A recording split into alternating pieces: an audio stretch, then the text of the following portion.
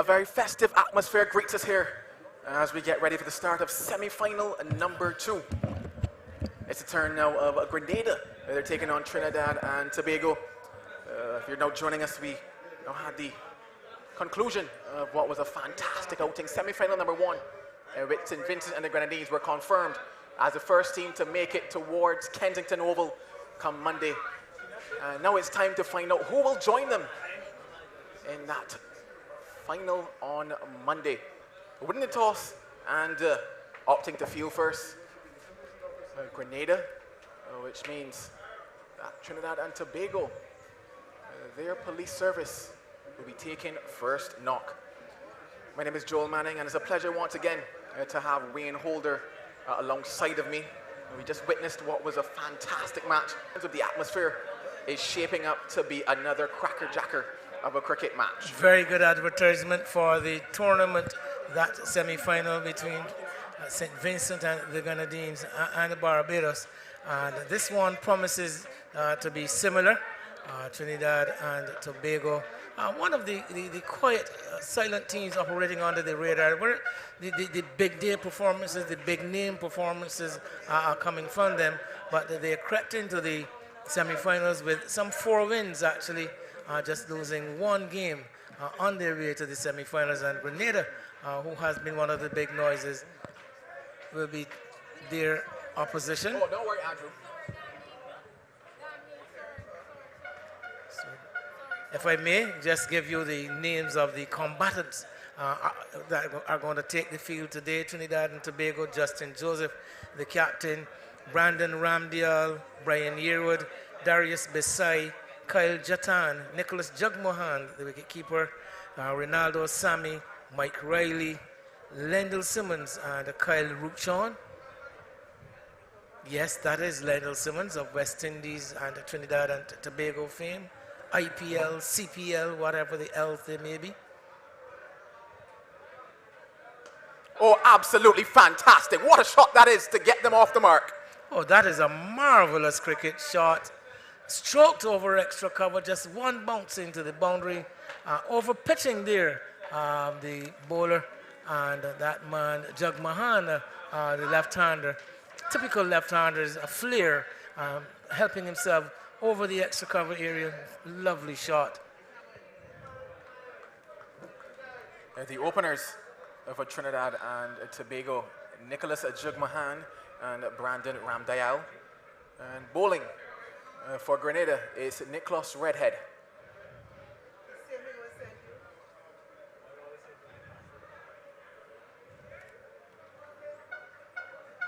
I think I may take the opportunity to give the Grenada side Hiron Campbell, Nikozai St. Hilaire, Nikosi St. Hilaire, Josh Noel, Josh Thomas, Lyndon Lawrence, Amical Dubisset, Leon, Reynold Charles, Ricardo Murray, again, he's the 14th man, Shondell Regis, Johan Jeremiah, Nicholas Redhead, Darrell Cyrus, Samuel Charles, and Roland Cato.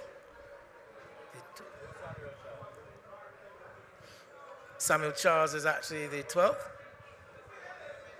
So we've got Charles, 2 Charles, Samuel and Ronaldo, and Reynold and Ricardo Murray, the reserves.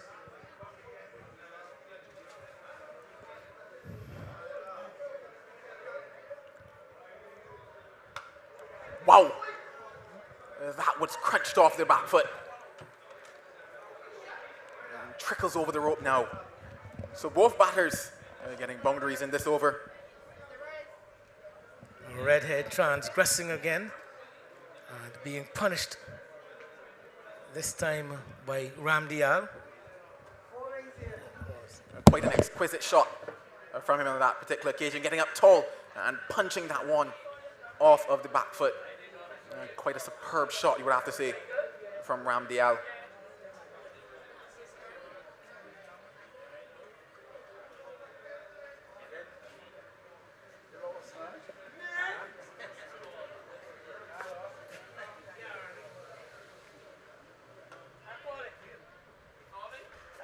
This pair at the crease have done relatively well for Trinidad and Tobago. Jugmohan Has gone 132 runs so far in this tournament. Hasn't set it alight. There we see that back foot crunch once again. It was certainly a top draw stuff from Ramdial. A shot that he would want to see time and time again. But Jagmohan, as I mentioned, hasn't necessarily set the tournament afire just yet. Got 55 not out versus Grenada. And since then, a couple 20s for him. He'll be hoping that he can do what his team require at the top of the order. Should be a chance, an easy one, accepted by Johan Jeremiah. And Jagmohan, he's got to take the long walk back to the pavilion. Well, some deliberation. Was it the pitch or was it the change of pace from the bowler Jagmohan? Definitely too early into the short ball, into the pitch, coming onto the front foot, and almost seemed to be surprised with the lift of that delivery. Ball coming high off the bat and offering up a simple catch to the fielder at mid-off. So, as I said, not sure if it was a deliberate act by the bowler to take the pace off or whether it was a delivery sticking in the pitch. But what we do know is Jagmohan has to come back to the pavilion. Let's quickly give this notice, Joel. The driver of the vehicle, registration number J1942, you're asked to remove that vehicle to allow a patron to leave the area. J1942, please allow a person whom you've got blocked in to leave the compound. A very simple catch there for Jeremiah. He wouldn't drop that, a man of his experience. So after what seemed to be a very explosive start by Trinidad and Tobago, losing the wicket off of the final delivery after one, it's 10 for 1. Well, yes, 10 good runs, but you wouldn't want to lose a wicket in your first over at any stage at all. But Grenada and Redhead, let's say striking back after conceding those 2 boundaries. 2 exquisite shots, I must say, from each of the opening batsmen. But striking back at the end and winning the war, even if he lost a couple of battles. Yeah, certainly good stuff there by Redhead and Grenada. The new batter to the crease is Brian Yearwood. A couple clouds building, a couple sprinkles here right now at Weymouth. We do hope that the wind blows it across. The crowd here certainly wouldn't want too many interruptions in this contest. They've all come to see cricketing action. They've been treated to some fantastic action already in that first semi-final. This is the second of 2 semi-finals we played here today.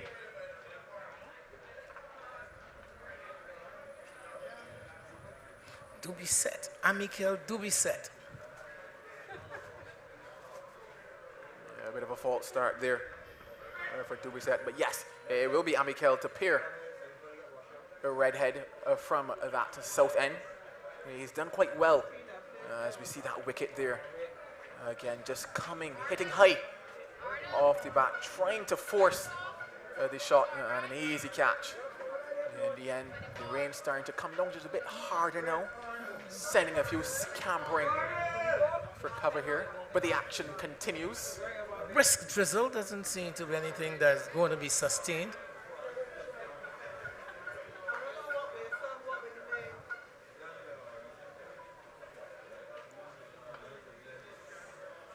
The umpires will very much have to decide when to come off. They wouldn't want the conditions to change anyway significantly.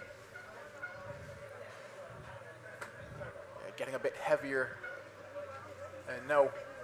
And in fact, probably looking for the covers. I should say the condition of the pitch. They wouldn't want the condition of the pitch to change. And I think, although the rain doesn't seem to be very threatening, but it is prolonged enough and the drizzle is stiff enough to prompt the umpires to ask the covers to come on and ask the players to come off and bring the players off the field.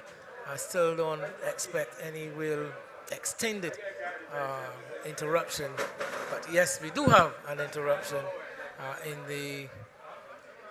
before the start of the second, just after the start of the second over. In fact, 1 ball of over number 2, and we have what I suspect will be a brief interruption. Yeah, just looking towards the skies,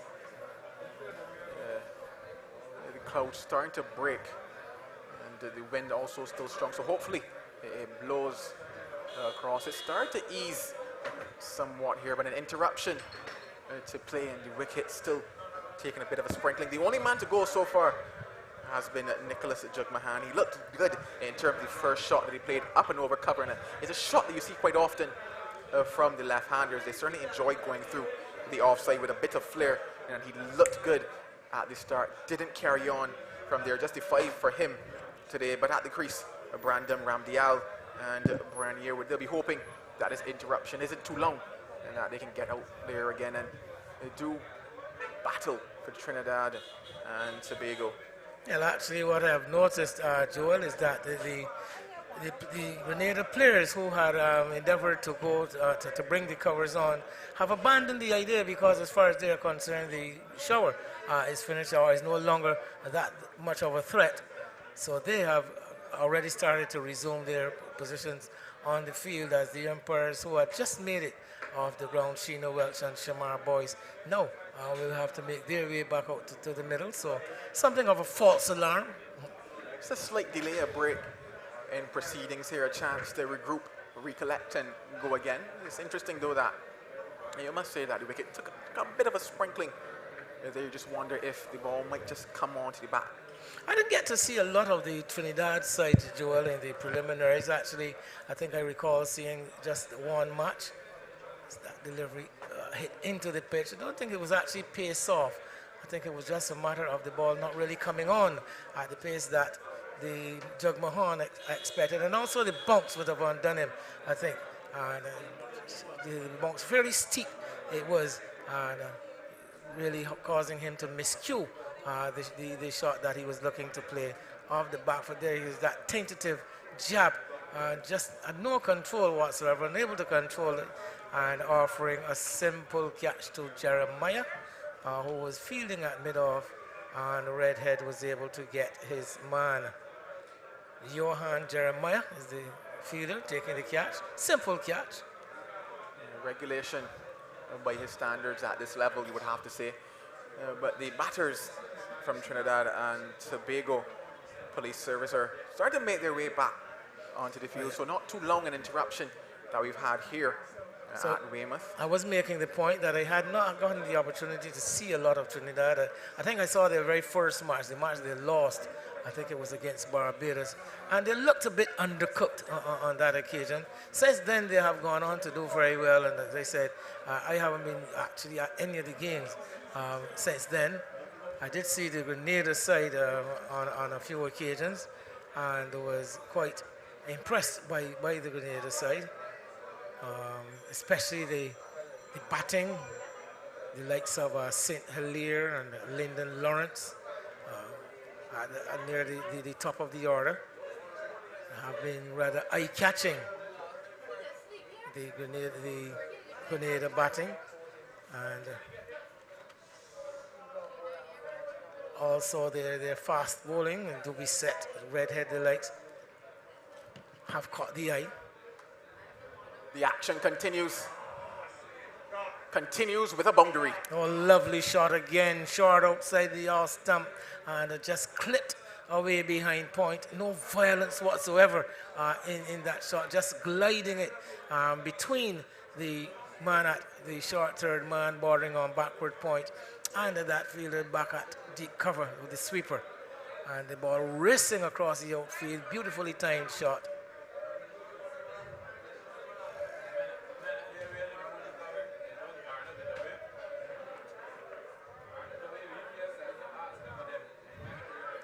Goes to the keeper, and will be some runs there once again. And we're looking at how much little misfeels like that cost you in the back end. At Barbados had a couple of the extras as well, and you saw the type of total that day you had to chase down. Grenada will be hoping there are not too many of those in this innings. The decision to field on winning the toss by Grenada, any significant difference you thought in such a decision?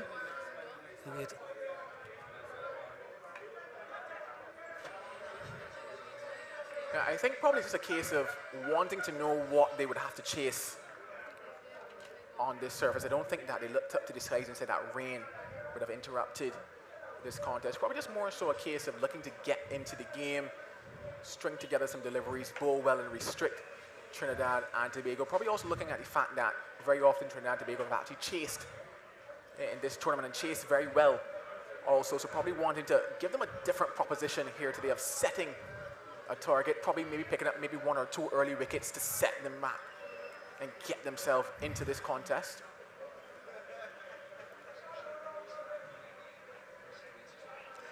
Maybe we wouldn't expect the pitch to change much in character, but from my perspective, being the third innings of the day, I think if any advantage is to be had, maybe the pitch may be dying towards the end of the day, and that might have influenced me to bat first coming into the second match. I don't know, as I said, once the conditions remain consistent, it shouldn't make a difference. Driving on the up and driving quite nice, quite exquisite from Brandon Ramdial to close out the second over after 2. It's 22 for 1. Not even moving once he had played that shot. He timed it so well, hitting it straight down the ground. And once that man at mid-on had been beaten, Ramdial just styling and waiting for the cameras, as there was no chance of retrieving that one before it rocked into the boundary. Just a whip of the wrist, quite stylish looking on drive, straight down the ground. And they did travel in the air back along the pitch, but on the on side of the pitch, as the bowler, having delivered, was angling away towards the offside. But crisp on drive.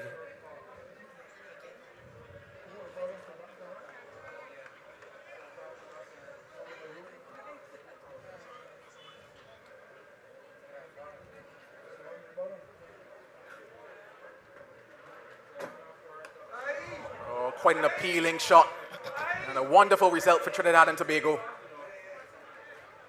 Well, disdainful bull shot there by Yearwood. Going into the mud was a red head, and Yearwood fully in control, getting on top of it, hitting it in front of square, in fact, to show the kind of control he had over the shot, having a lot of time to play the hook shot, and did it with relish, bouncing across the boundary square on the onside. So we've already seen a couple of exquisite shots from the bats of the Trinidadians so far. Only the third over beginning. Again, that is even better in terms of the result. It's gone all the way. Well, again, going into the mud was a red head, and this time going the aerial route. The first hook shot, one noticed him rolling the wrist and trying to keep it down, but this one he went for 6 from the beginning, looking to hit it out of the ground, succeeding in doing so. This one going behind square, and Redhead guilty of being too short and actually too predictable. Short ball that picked up quite early by Yearwood.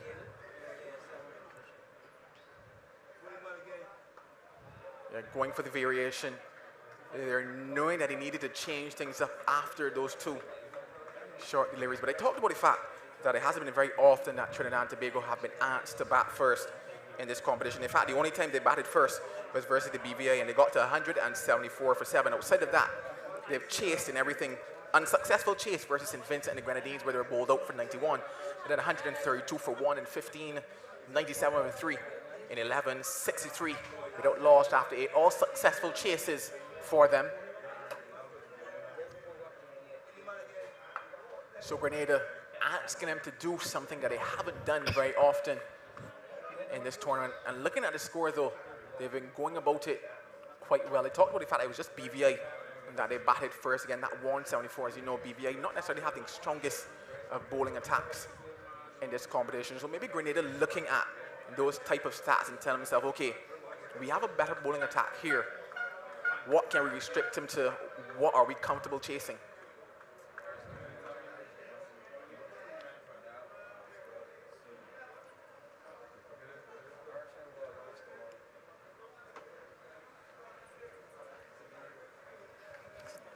Rearward stuff here from Redhead.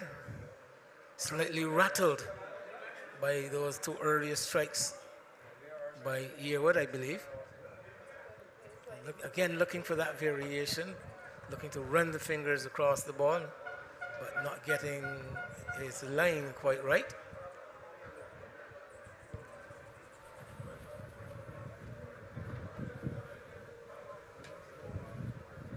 Just having to pull out there was Ramdial. Ramdial, 162 runs so far coming into this semi-final for him. The highest score of 40 not out versus the Cayman Islands, or in fact, the highest score actually coming versus Grenada. It was a 62 he got then.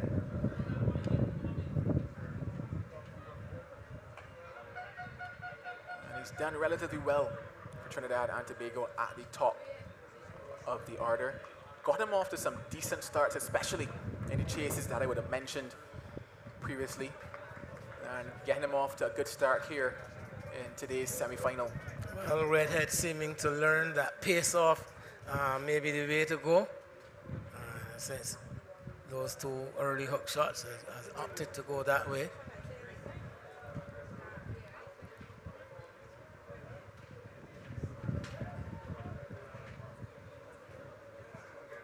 That one, he bowled quickly, put in some effort in that delivery, but it was well lined on top of the off stump.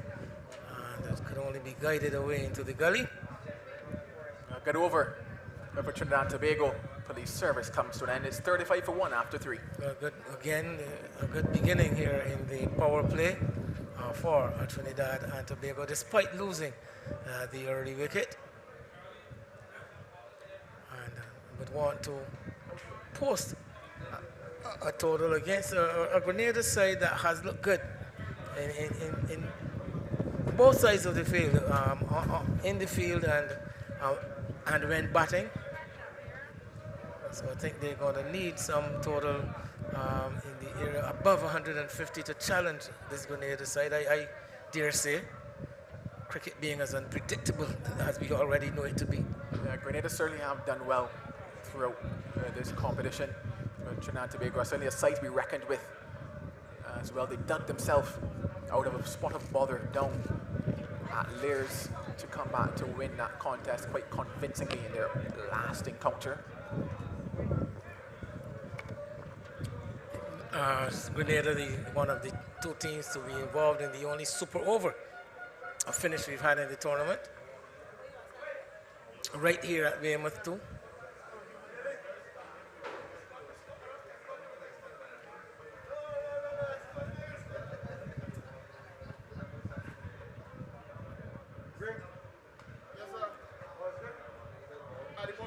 Clipped quite nicely, and that too will find its way into the boundary. Right across the bow again, straying in line is Duby Set. And Ramdial, no nonsense player he appears to be. And just whipping it away behind square. So he is seemingly very aggressive player, Ramdial. 15 from only 7 deliveries. He struck some 3-4s so far. There it is. On the toes and just lifting the back leg and whipping it away.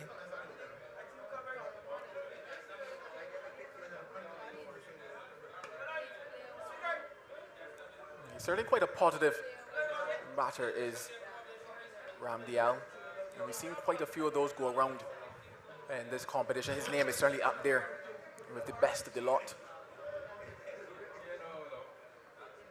Correcting his line there, Duby Set. Second delivery there on the top of the off stump.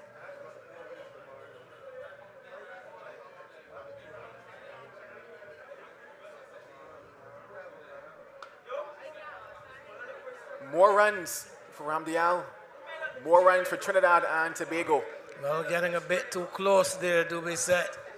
And Ramdial once again exploiting the onside field, getting a bit too straight too, and hitting it over the head of the mid-wicket fielder, and having timed it as well as he did, the ball running into that long boundary on the far side. So you see him there picking it up and going with the tide more or less. Always going to be 4.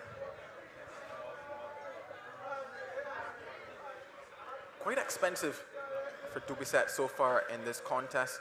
He's had the 11 overs before this across 3 matches. He just went at 4.72 across those, picked up 7 wickets along with it as well. So in terms of how he's gone in the tournament, certainly this represents figures that he's not gone for just yet. Going at 12 and over is Dubisset at the moment.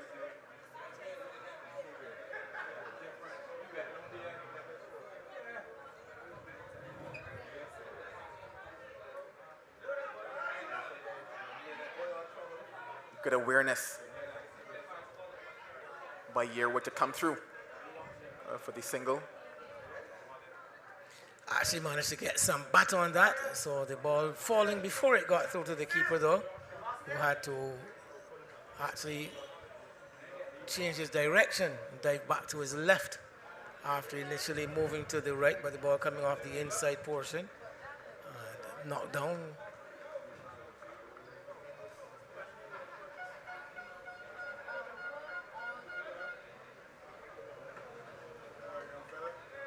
Good afternoon.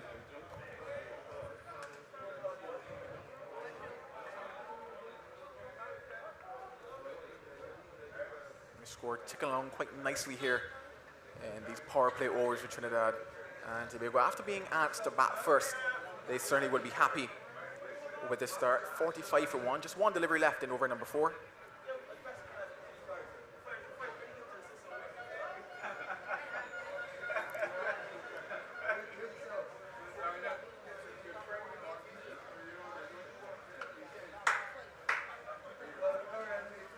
Four overs have been bowled. It's a 45 for 1. Quiet end to the over there. Dubisset mentioned quite expensive in his 2 overs. 2 overs for 20 runs. Reynolds Redhead 2 for 23. He's got in the wicket, but Ramdial 20, Yearwood 17. Going along at a very good clip, both batsmen. And the Grenadians, who have bowled well in the tournament. So again, they're coming up under some pressure. Not usual. Maybe a change of bowler here at the northern end. Yes, indeed. It's going to be Josh Thomas. This will be introduced from this pavilion end, replacing Nicholas Redhead. Thomas, a strike bowler for the Grenadian side. I'm not so sure what your stats would say about him as far as the number of wickets he's taken. Well, he's just picked up the 2 and actually been quite expensive, has Thomas across this competition, going at 10 and over before this. Actually took those 2 wickets in the last match of the preliminaries. So he's going to want to bowl a lot better than that, and Grenada will need him to bowl a lot better than that as well. Trinidad and Tobago currently going along at 11. They'll want to pull things back. Still in the power play, yes, but looking for wickets, hunting for a breakthrough or Grenada. Yes, that is supposed to be, I would imagine that is what the captain is asking of Thomas, to break the partnership, get him a couple of wickets as we go outside of the power play.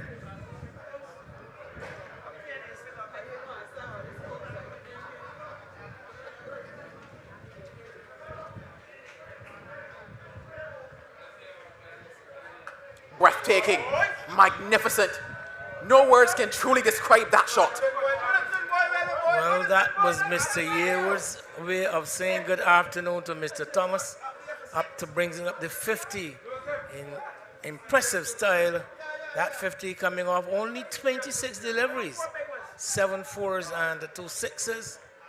Well, at the beginning of the 5th over, but Thomas again on the off stump.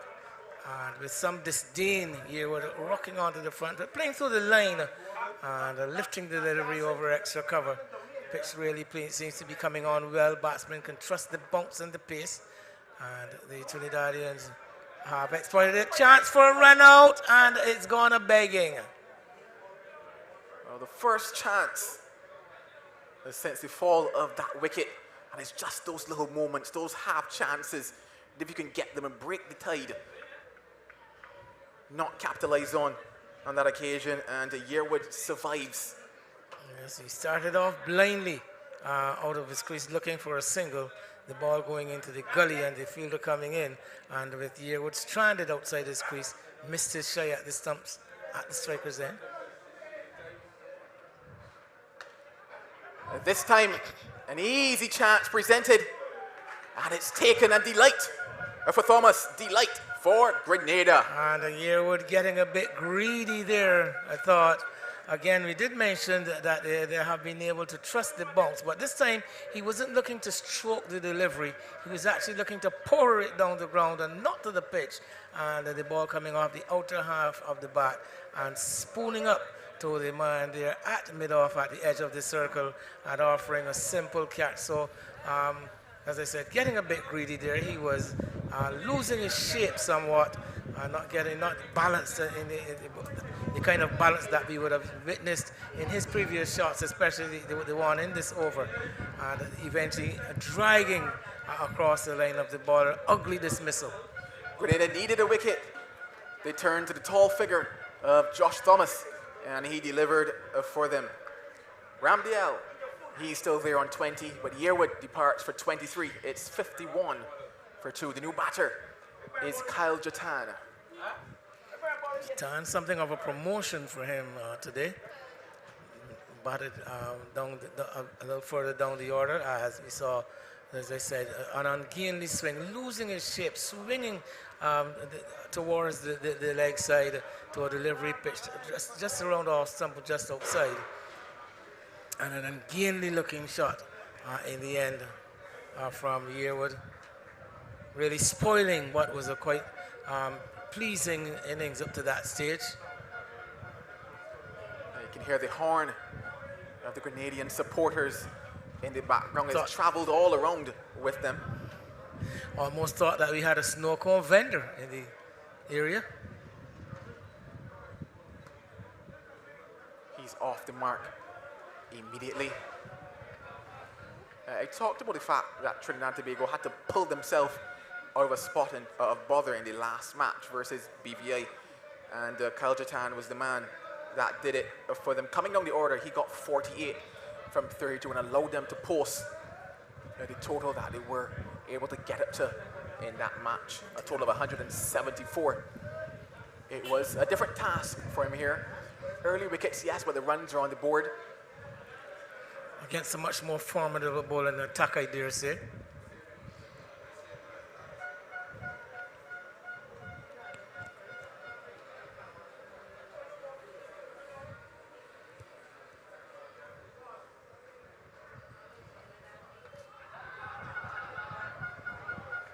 Thomas thought he had another one in this over. He's really come back well after being slapped over what was that wide long off position for 6. Drag things back in his favor. The flag of Grenada fluttering in the breeze.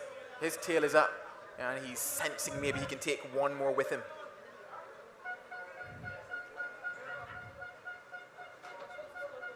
Tall, rangy, fast bowler Thomas.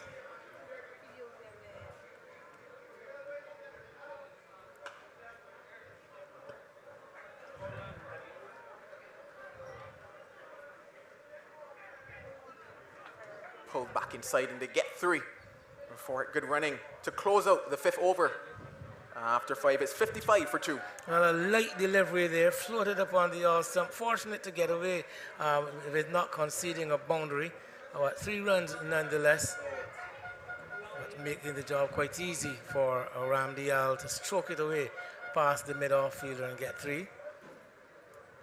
So they already gone past 50 in only the 5th over, so kind of rocketing start for the Trinidad and Tobago side. But so the runs are, well, conditions very much in the favor of the batters at the moment. And well, in expected fashion from Grenada, and the final over of the power play, they've turned to Daryl Cyrus, the team of Trinidad and Tobago.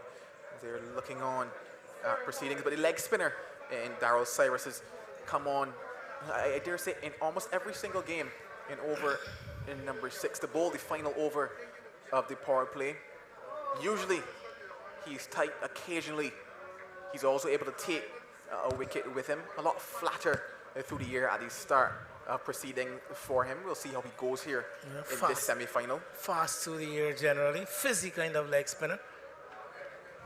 And has been an interesting feature of the Grenada attack. Has generally been able to deliver. So ensuring he gets that offside field correct, and it certainly would be important for him because the ball has been running away on that side of the ground.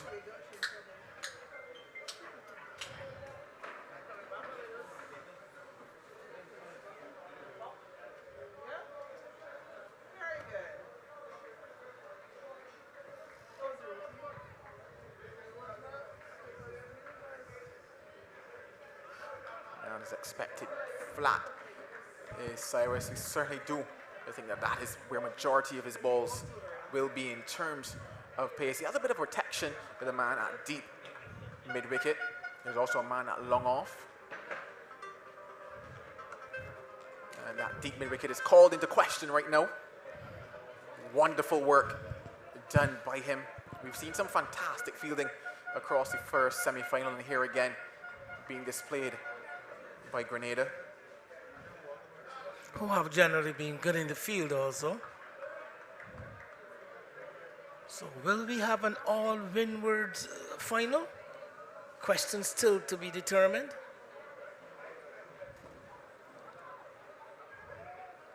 Sharp running, good calling.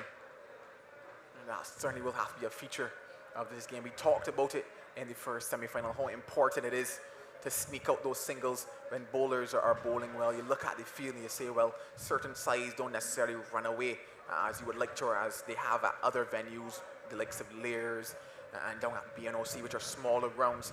So running has to be good between the sides here also. Cyrus getting a chance to bowl at the right-hander.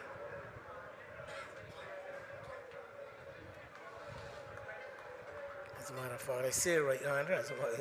This is the left-hander he's going to get a chance to bowl to now.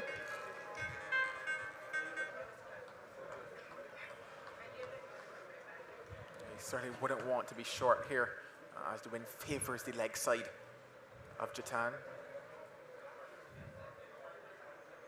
And there we see him just pushing that ball across. So good stuff so far in this over, keeping things just to 3 runs from it.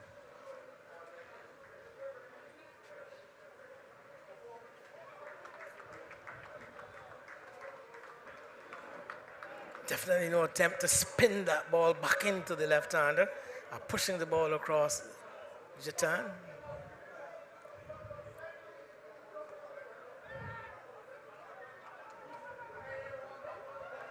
The power play comes to an end. At the end of it, it's 59 for 2. A good first over there by Cyrus, and pulling things back somewhat for the Grenadians, conceding some 59 in the power play. Only 4 coming off of that over, so they would welcome the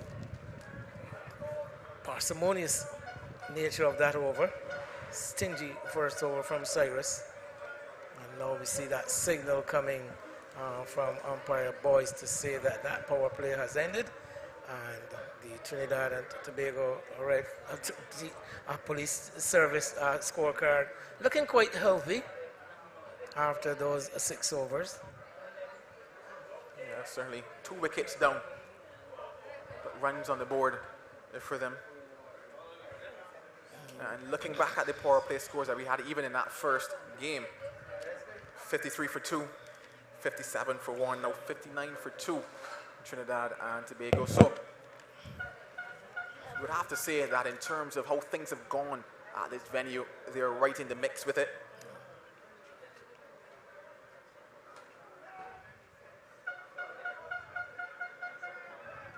It just makes you wonder if we're setting up for a similar type of total here. St. Vincent and the Grenadines were able to get it 171.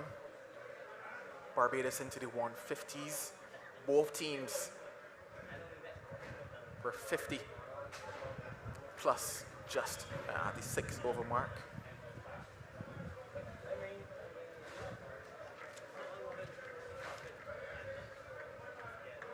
think this is going to come down to which team bowls better then, given that pattern. I think the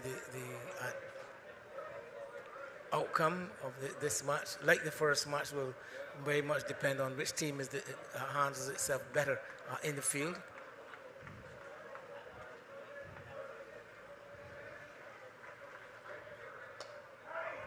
Oh, that was glorious.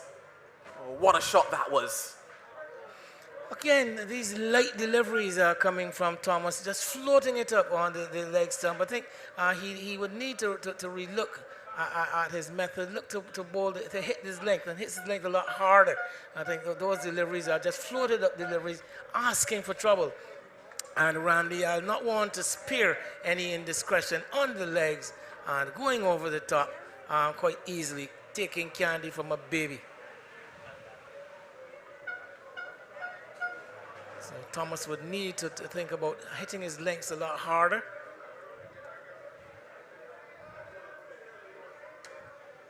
Flamboyant.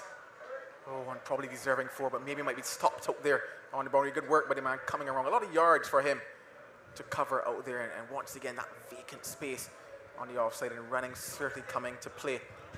Timed as well by Ramdial. Another pitched up delivery, a somewhat over-pitched delivery. And Ramdial looking to go hard, not getting the timing into the shot this time.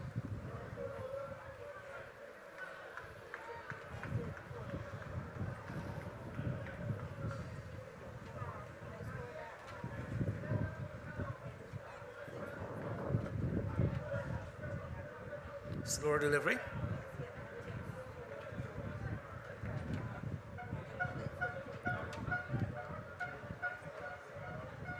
We've not seen many variations bowled across this match so far, or rather even in what was that first game. Only 1 or 2 bowlers opted to go with a few slower deliveries, changes of pace. Josh Thomas in his first over went to it after being dispatched.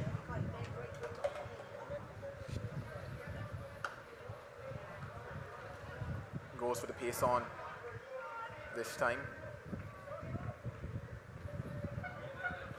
Ramdial continues to look good, continues to play his strokes.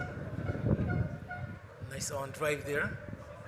But yes, one of the a delivery that has become very prominent across the T20 game would have been that slower ball bouncer into the pitch. We haven't seen a lot of that variation in this tournament, but I guess it's something that you need to practice, something you need to perfect over time, and maybe the bowlers don't trust themselves.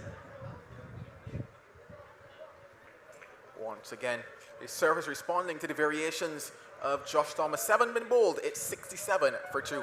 Well, a much better over there for him. He got some 8 overs, 8 runs coming off that second over from Thomas, even though he did concede a boundary. So you feel a lot better though with his returns in that particular over. And Ramdi looks a dangerous player. I think they would want to remove him. If I were the fielding captain, I would feel vulnerable as long as he remains at the wicket. Seems to possess shots all around the wicket. Certainly presents a threat, this Ramdale, and Trinidad and Tobago. They would want that he can kick on. He's got to start, and it's for him now to continue back them in to those middle overs. With the type of explosiveness that Trinidad and Tobago possess in that middle order. If this pair can stay out there for some time, build a partnership, get them down towards maybe the 13th or so, the type of onslaught that might ensue could delight the fans that have gathered here at Weymouth. A lot more have come in as we've gone throughout the day. A lovely Saturday for cricket here in Barbados. A lovely Saturday to be at the Regional Police Cricket Tournament. Well, definitely be new champions in 2023, with the defending champions bowing out earlier today at the semi-final stage.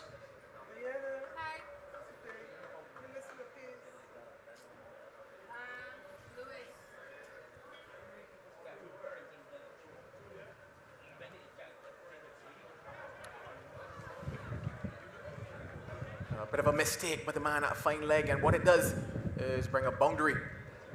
Clever batting by Ram Dial, showing a bit of finesse, not going for power on this occasion. Delivery on leg stump, pitched up, and coming onto the front foot and just going with the flow, lifting it over the head of the man at short fine leg, who would have been caught coming forward while the ball was traveling over his head. See, outside the leg stump and good ramp shot, a scoop from the right-handed Ram Dial, again showing his array of strokes.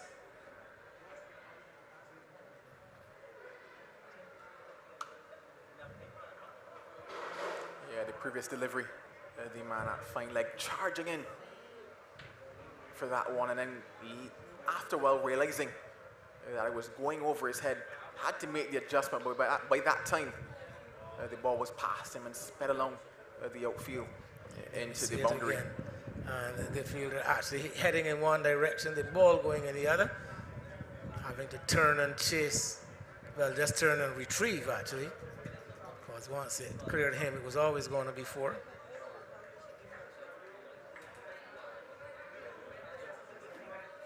The power play has ended, so 5 can be outside of the circle, and Cyrus maximizing on that.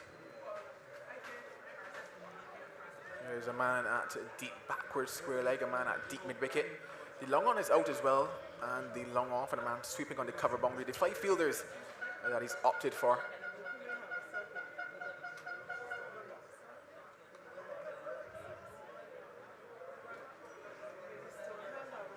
Into what is a very good spell for him. Usually is controlled, especially given how quick he is through the air, and the job that the team requires from him is to pull things back. He's attempting to do that here, but Trinidad and Tobago still ticking the scoreboard along.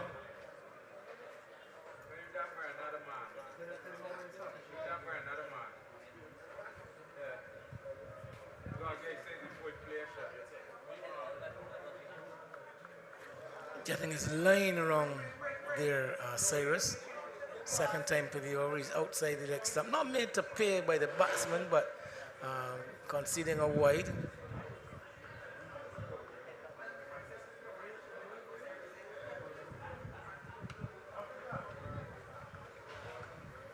Just one to come now. You'd like to see more deliveries. He would want to see more of his deliveries pitched in that particular area.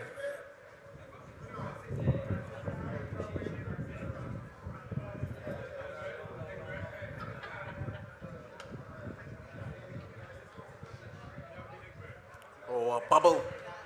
And it results in the boundary to close out over number 8. After 8, it's 78 for 2. Now that man at long off will be hurt twice. He suffered from pain having taken a knock somewhere towards the collarbone, and I'm sure his pride is also hurt having misfielded what looked like a fairly straightforward task that was asked of him. Yes, he did get a bit of an awkward bounce, but would not have wanted to see that ball into the boundary. Full toss by Cyrus, and driven hard and powerfully by Ram Dial. And I think it's the power more than anything else that eventually resulted in the misfield. Yeah, he did the hard yards there. You have to just feel for him a little because he got his body behind it as well, but just the unfavorable bounce of the surface is what caused that ball to jump at the last moment. Could not get the adjustment in the body, and that one went away into the boundary. It takes Ram Dial into the 40s. This partnership 27, and exactly what Trinidad and Tobago needed at this stage. Jatan, who has been the silent partner.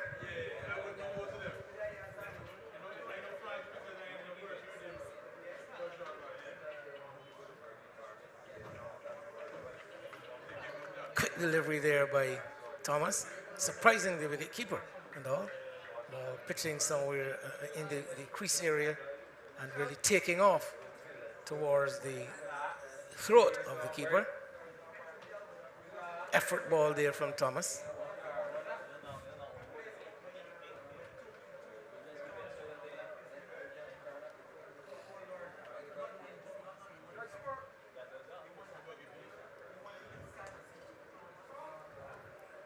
looking to push the ball wide of the off stump and bowling to the left-hander. Thomas, a different task now towards Ramdial. Might actually look to bowl a similar line and length as well to him, because you've seen how strong Ramdial has been on the legs. Anything that has been off length on the legs, he's picked up quite nicely and deposited into that mid-wicket, wideish mid-wicket type of region. So I don't think that that is the area that he might want to bowl. He has the protection though if he does stray. The wind is very strong here at Weymouth. It's picked up over the last couple minutes. And what it does is also push that ball down the leg side as well. We've seen a couple of bowlers fall victim to the wind bowling from this pavilion end.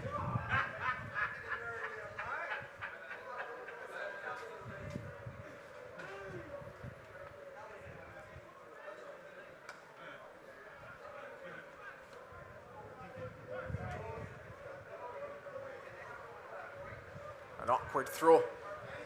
Not much the keeper could do in cleaning it up. As a keeper, that's certainly not the type of throw you want coming back into you.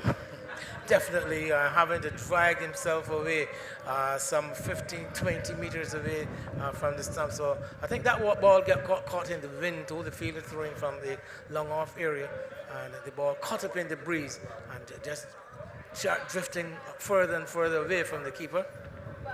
So doing better sometimes to just get the ball back up to the bowler. Not flatter throw too would be necessary.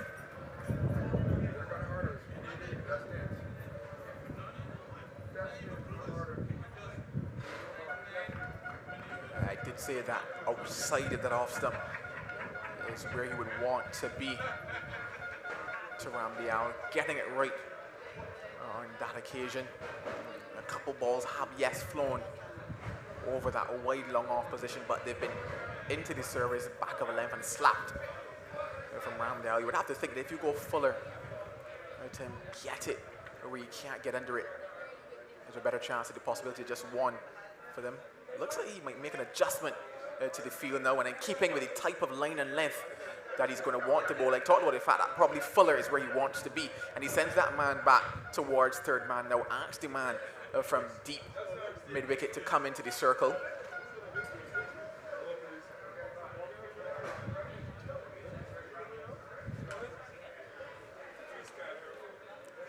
Textbook stuff. Add 4 more to the scorebook. Handsome off drive by Ramdial. Again, telegraphing that pitched up delivery in the over pitch delivery, in fact, just outside the off stump, and Ramdial laying into it and lacing it past extra cover. The fielder at long off not having a chance. Really exhilarating stuff here from Ramdial. I'm enjoying his stroke play. Yeah, it's just a case of missing the length on that occasion. You understand what he's looking to do here, Josh Thomas. And in terms of the line, yes, it was correct, but the length is what he got wrong on that occasion.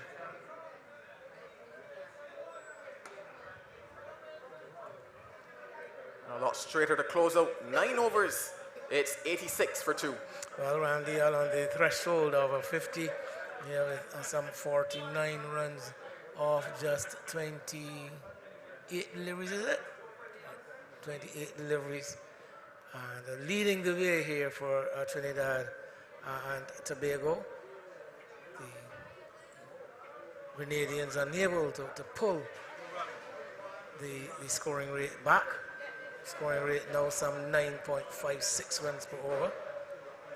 And dominating this partnership with some 35 runs. Jatan has only been able to contribute 5, but he's played his part in turning the strike over to his more proactive partner. He's certainly done the job that he's being at the moment. Build a partnership, stay out there with Ramdial, set a platform for Trinidad and Tobago. Grenada, they're in search of wickets, and they throw the ball now to Johan Jeremiah. So Cyrus pulled from the attack. We would expect him to come back again somewhere along the middle of the innings. Probably won't see him in the actual death overs, but certainly will see him again, for sure.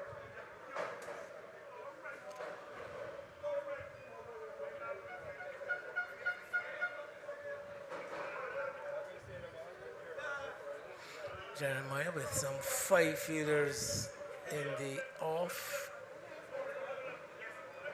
and 4 in the on, obviously. 3 men right back on the boundary in front of the wicket on the on side.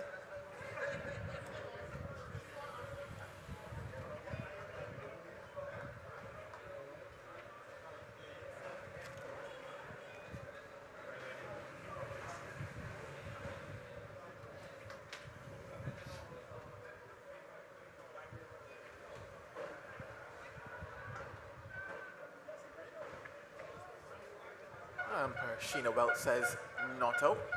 Probably going down the leg side on that occasion there. It's been interesting how Johan Jeremiah has gone about his work across this tournament. Introduced what I could say are critical times in the match.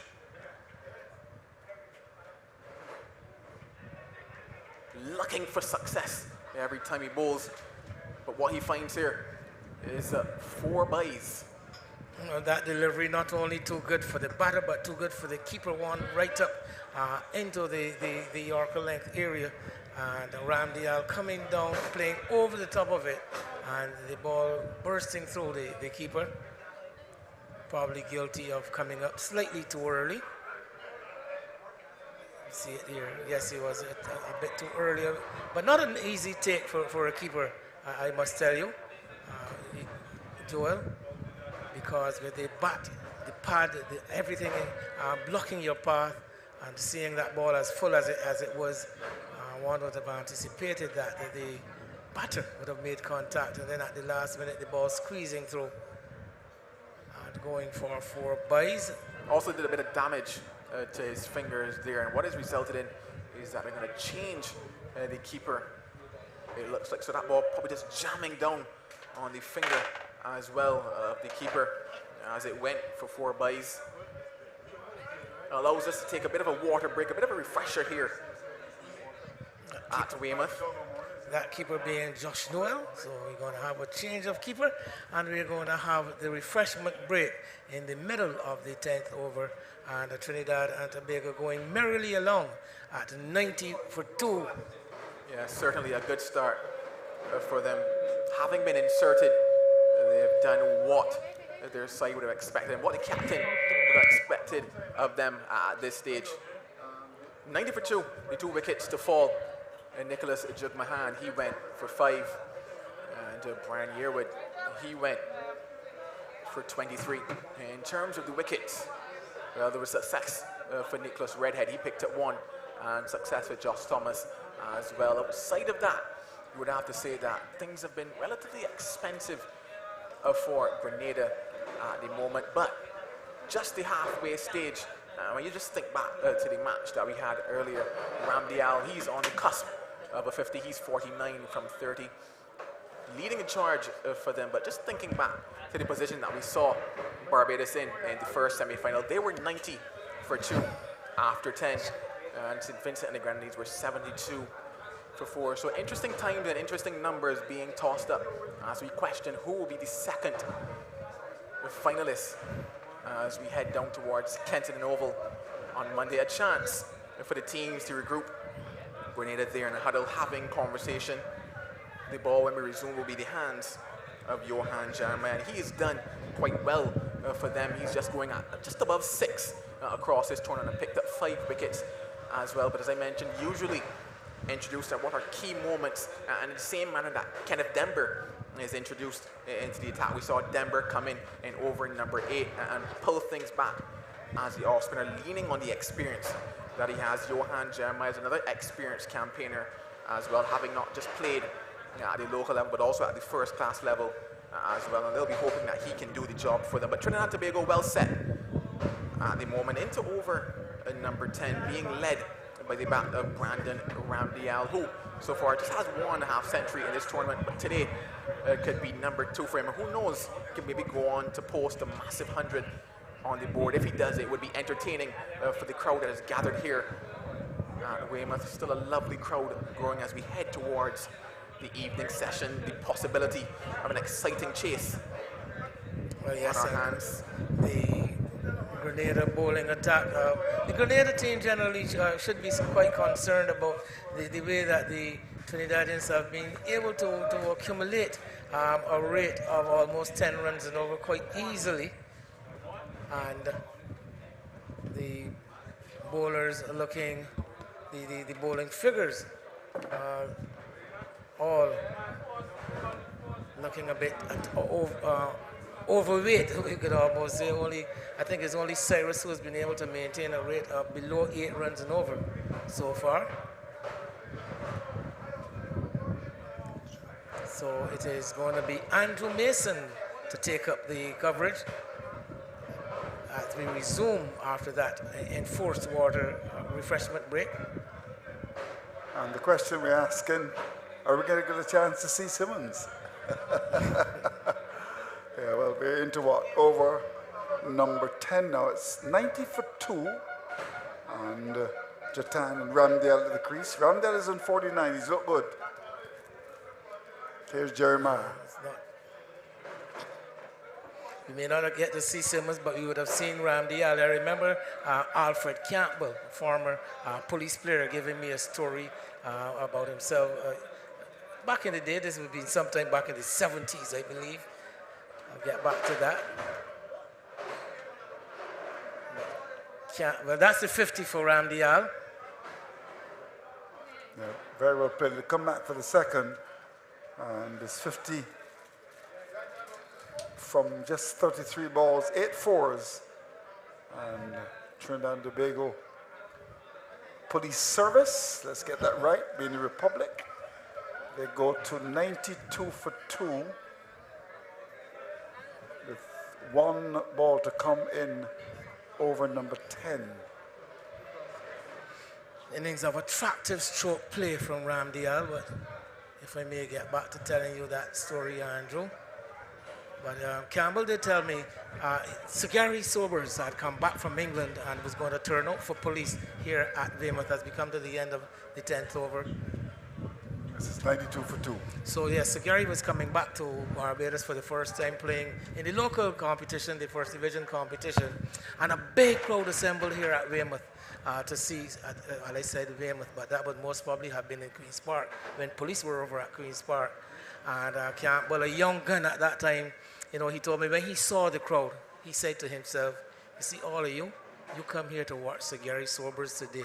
You're going to see Alfred Campbell today. Oh, really? Sobers made 100 and got out. Campbell made on to make 175, batted to the end of the day. So Campbell and Sobers, so we what came a here, combination. so what I'm saying is that we came here to see Simmons, but we're seeing Ramdale. Yes.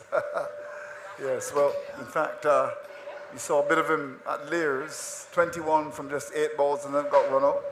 People actually came to Lears to see him, and it was so nice of him to make himself available to take pictures with the members of the Cayman team.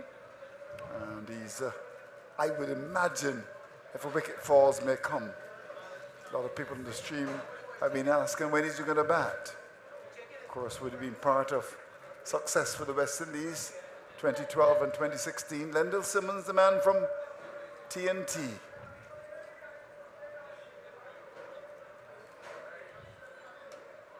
Chance for catch taken, out at cover.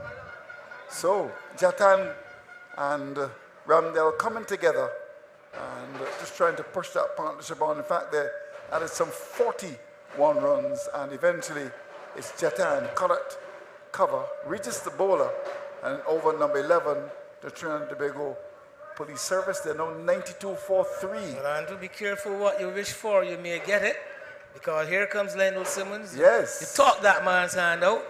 Ordinary delivery, flat delivery into the pitch, driven in the air and straight to the fielder. I think he's almost obliging you, Andrew. He decided Andrew Mason has called for Simmons. I'm going to get myself out and let Lendl Simmons come in. All right, so here we go with number 54 in his back. Lendl Simmons, no doubt, will excite the taste buds.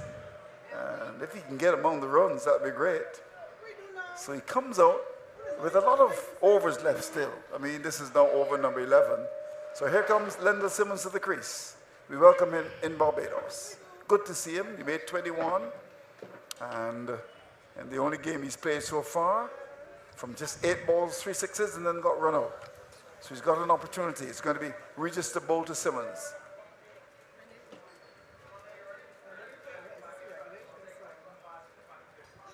And he goes for an almighty heave-ho. Wow.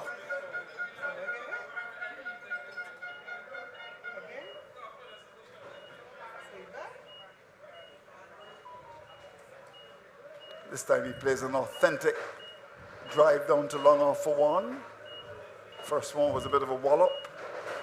Simmons, though, known here in Barbados, he would have played local club cricket here sometime in the past. I think he turned out for the, was it the Carlton team? Yes, he did. Yes, he did turn out for the Carlton team in previous. A little while ago, I remember big crowd turning up at Yorkshire to see him play in the one-day competition. Chance for catch taken.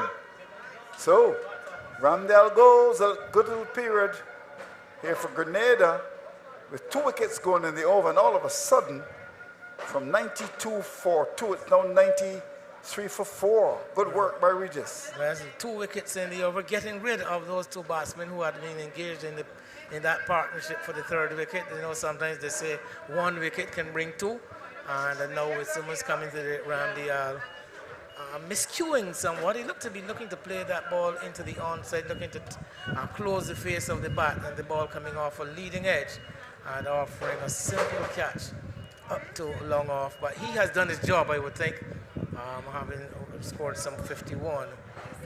And now as we go into the second half of the innings, the rest of the middle order will be charged now to see their team through. It's just looking to pull up the record here of Lendl Simmons. Just playing well. He only played 8 test matches, averaging 17.37. In ODIs, he played 68 matches with an average of 31.58, 1,958, 216 50s. And at the T20 international level, also 68 matches at 26.78, strike rate of 120.80. So it's Sammy, the new batsman, and gets off the mark immediately. Simmons will not want to come back for the second because he remembers what happened when he tried to get a cheeky single in the offside at Lears and got out. A very good over from Regis. Some 11 gone. Trinidad and Tobago Police Service there, 94 for 4. Double strike by Regis. Would this be could this be a turning point in the game? The Trinidadians were going merrily along at almost 10 runs and over, and he was able to come on and get rid of the 2 batsmen who were set at that stage in time. So bringing 2 new batters to the wicket, and they would have to find their range, one would imagine. So there's a chance for the Grenadians to slow Trinidad and Tobago down. So we start over number 12.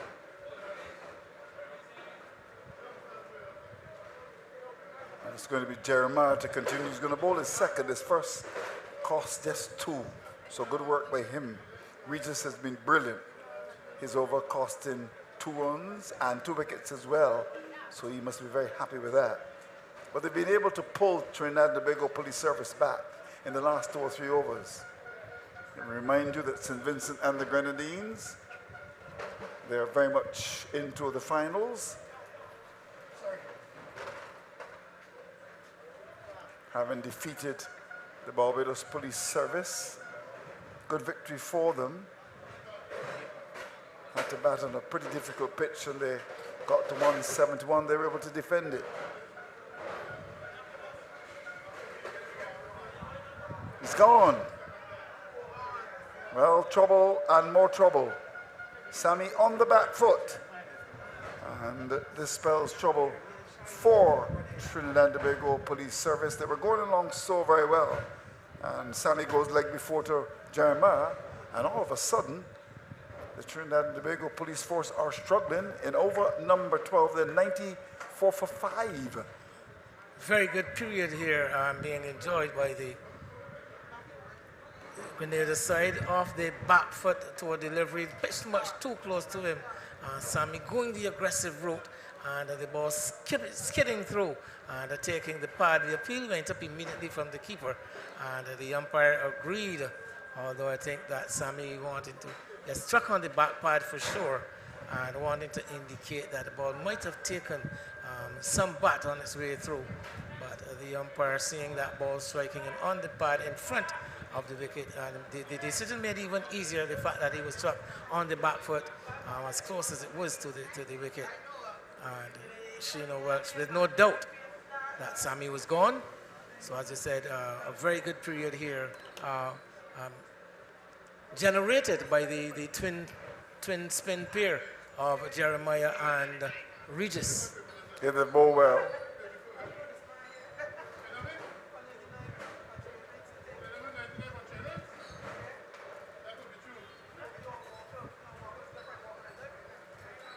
So Kyle Whoop Chan comes out to do battle. Not a lot left in the tank. Simmons is on 1 from 2 balls. We'll have a lot of work to do here, I would think. And that rate is now just over 8.06. At one stage, it was pretty close to 9. Here's Jeremiah looking to finish strongly here.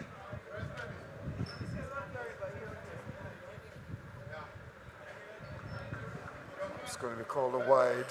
That one getting away, going awry, very, very wide of the off stump. But Lendl Simmons, a dangerous customer in even better company than this. He's the person who has the ability to single-handedly take this grain by the scruff of its neck.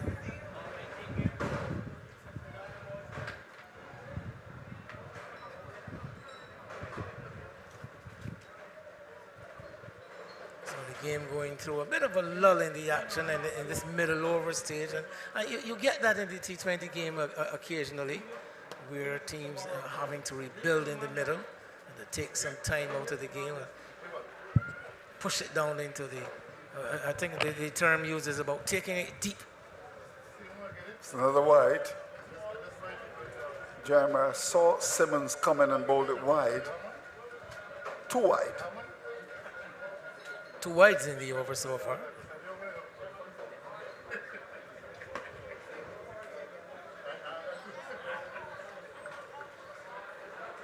So, the over's completed. Some 12 gone. Trinidad and Tobago Police Service, they are 97 for 5. So another tight over there from Jeremiah, coming from that southern end. And the TNT scoring rate now down to just over 8 runs and over, as you said before. At one point they were bordering on 10 when particularly Ramdial was on the go. He's been dismissed for 51. And it's taken a similar pattern to that of the Barbados reply in the previous match. We saw Kareem Allen being able to jumpstart the innings and push them around at a rapid rate until he was dismissed. Then everything went into decline. That's not trying to put what they call goat mouth on the Trinidadians. And that's not properly hit, but it'll get a run. Somewhat miscued, innocuous short delivery. Landing in no man's land.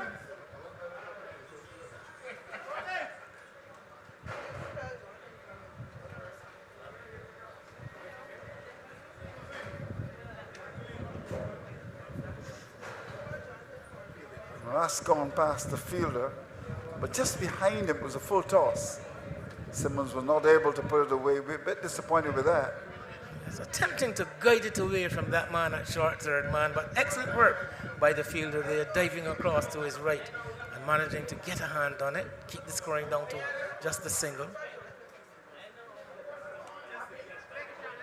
Chance for a catch. And put down and across the rope it goes for 4. Well, well, well, well. Bad miss by the man there at deep mid-wicket. I think he was a bit uncertain as to how he should have approached that catch. It came at an awkward angle and he had to make the decision whether it was going to be palms up or fingers down. I think he caught himself somewhere halfway in between and allowed the ball through, and then the ball trickling, to add insult to injury, the ball trickling across the boundary. And to bring up the 100 for the Trinidad and Tobago Police Service. 79 balls, 12 fours, 2 sixes.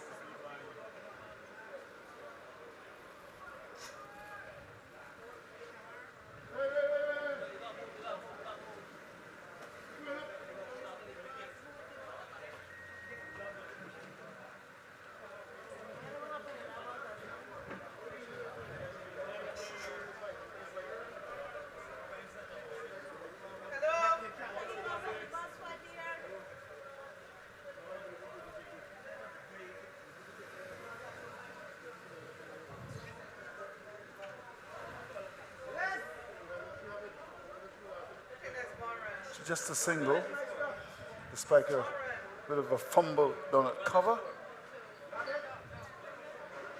Another over completed, is it? Yep. So 13 gone now. It's 104 for 5. So a chance to see that catch again. Ooh, in and out and behind him. He actually overran the ball swerving as it got to him, and having overran the ball, I turned and tried to make the catch, and slightly off balance, not the stable footing, and allowing the ball through. So.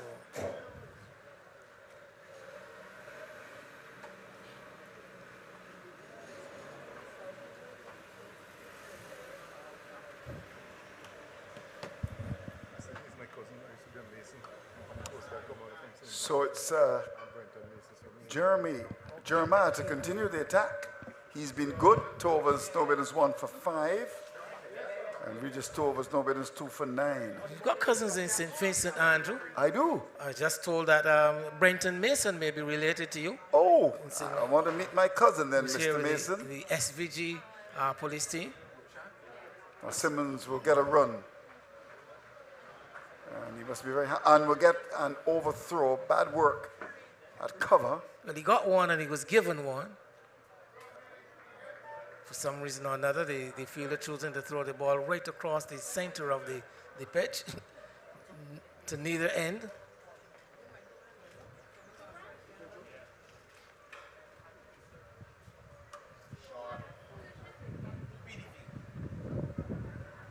It's a very good shot by Simmons. Reaching for the delivery, hit it very well, but straight to the fielder on the cover boundary. So just a single. He will want to be there when the 20 overs are completed.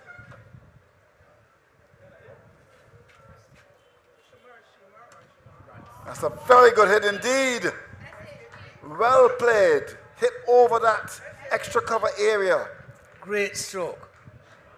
Over extra cover for 6, inside out, getting down on it, getting under it, that one floated up and allowed to get under the ball. Beautifully timed it was.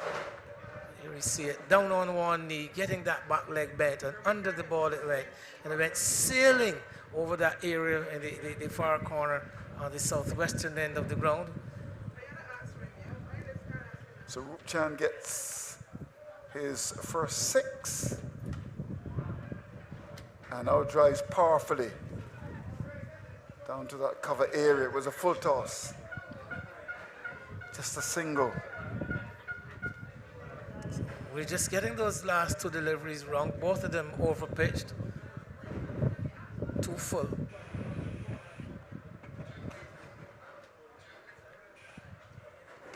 Simmons drives powerfully for 4. Through extra cover.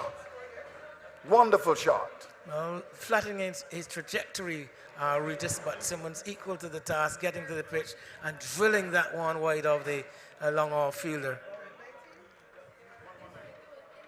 Sure, the crowd that is gathered here would love to get a display from Lendl Simmons. He's on 9 from 7, 14 gone, it's 119 for 5. Well, heading into the death overs now, and it will be exactly what Trinidad would require, or a spurt in the scoring in the death. Then the batsmen are expected to put the foot down on the accelerator, but there was Simmons driving lustily and wide of the long off fielder.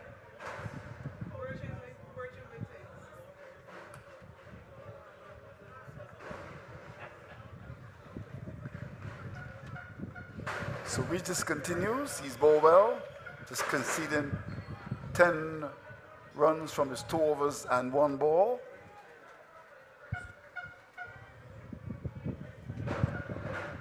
He'll bowl to Lendl Simmons.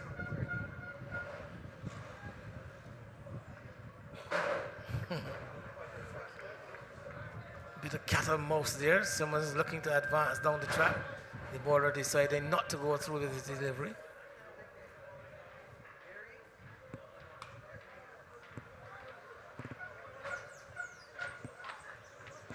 Get a second, good aggressive run-in. Fielder from that long on area had to come to the left and in. Simmons took the first one quickly and came back for the second to keep the strike as well. Good work. Almost deliberately not really putting the full power behind that stroke, Simmons, as he sought that second run.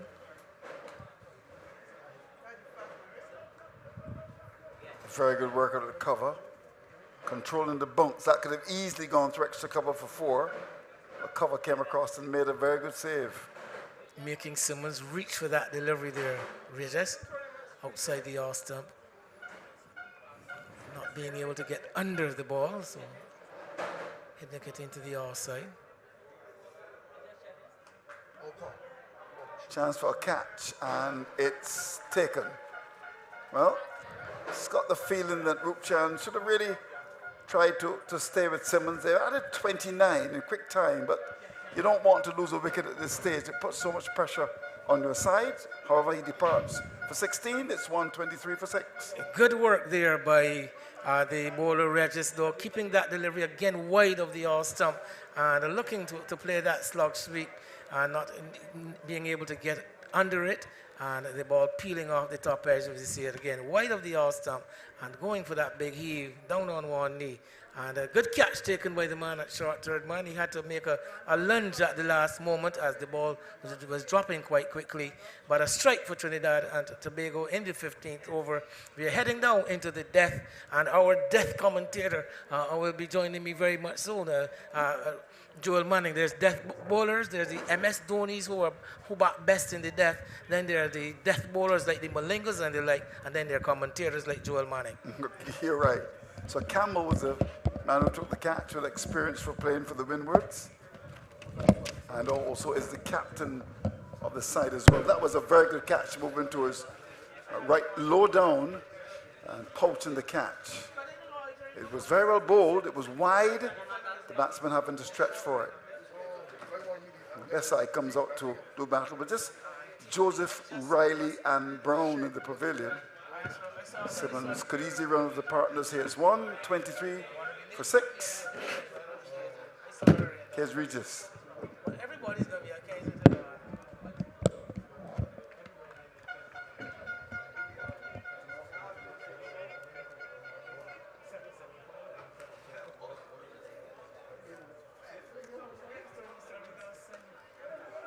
They'll get a run here. Will they look for the second? No, they won't. So it means that Regis will retain the strike.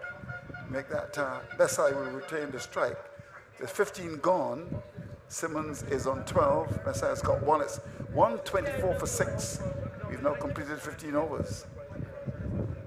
Yeah, an interesting 5 overs there for Trinidad and Tobago. They lost to 4 wickets because at 10 they were 92 for 2 for the 4 wickets, and that being one of them. A good catch, running forward and diving and taking that one was Campbell to remove Rupchan. Rupchan was in fact dropped when he was on 2, so he was able to add 14 to that. So Grenada will look back and say didn't let him get away too much with that chance, but they were able to add just 32 runs in that 5 over period. So Grenada slightly pulling things back at the moment. And when you look at this total of 124 for 6 now, you might tell yourself in the back end, Trinidad and Tobago probably targeting 50 plus, so that's into the 170s. Grenada would want to ensure that nothing more than 35 here. So if they can continue to pick up wickets here in the back end, in these death overs, then certainly maybe looking at a total of maybe 150, 160 max for them. So it's going to be Darryl Cyrus to come into the attack.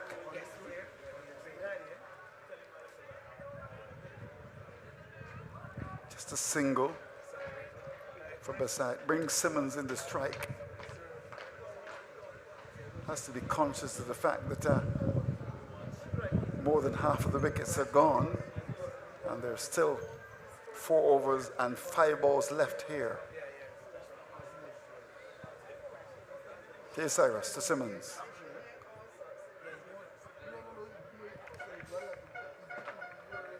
So if he can bat to the end, Simmons, maybe get 40, 50, you never know. They can easily get up to that 160 that you're talking about, but we shall see. Yeah, certainly if Simmons is able to stay out there within, they would know that they could target that 10 runs and over that we talked about in the final 5. He's that power hitter. He packs a punch, and this ground certainly cannot contain him if he stays out there. And he was very skillful in this, using soft hands to get a second as the ball went down towards mid-wicket. The fielder on the boundary at square leg had a long way to come in, so he got 2. Well done.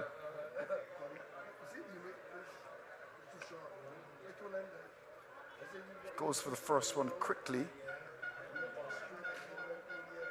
Always looking for that second. So he's been very quiet so far, Simmons.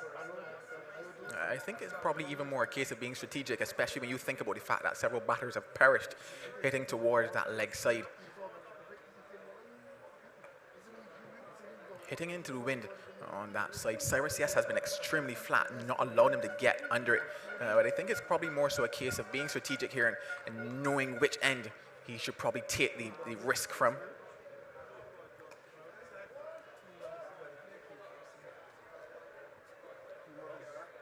So Beside gets a single off the last over.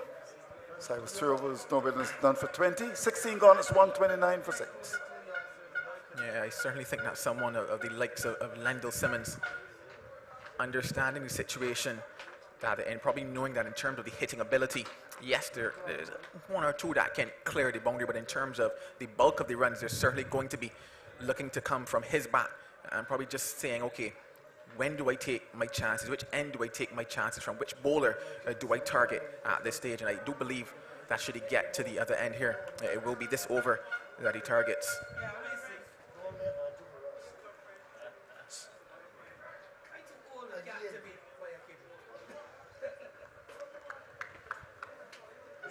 So here's Regis to bowl his last over. He's been economical and he's been successful as well. He's picked up 3 wickets, just conceding 15 runs from 3 overs and 1 ball. He'll bowl to Simmons. Asking for the wide there is Simmons, but instantly you see the change in intent from him here to Regis.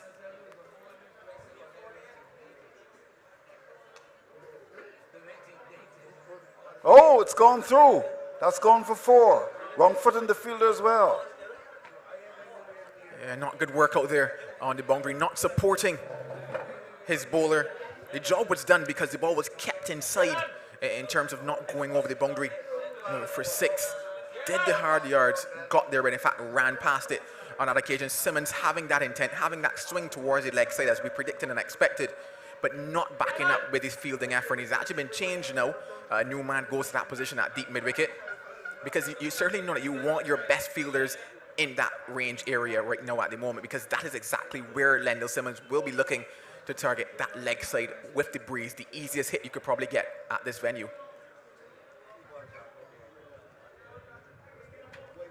That's going to be called a wide for sure. There was one earlier that Simmons thought should have been called a wide. You can understand why from Regis asking Simmons to go to the offside, to hit him through the covers, getting it too wide on that occasion, but you can see what he's looking to do here. Another wide. probably might need to rethink slightly, because in terms of where you want Simmons hitting you, yes, that is the side of the ground that you want him to take on, because it's going to take a by far better hit from Simmons to use the power to get it over that cover boundary. One, in terms of the wind, and two, the distance to that boundary. But it just needs to keep it inside of that wide line, Regis. Skating coming, and it dissects perfectly. Yeah, you're right. He has always been very strong on the onside, Simmons. Long on, coming across to the right, with the wicket to the left. And with surgical precision, he found that gap. And hit with tremendous power as well. Look at that, splitting the field. Beautiful work by the cameraman as well.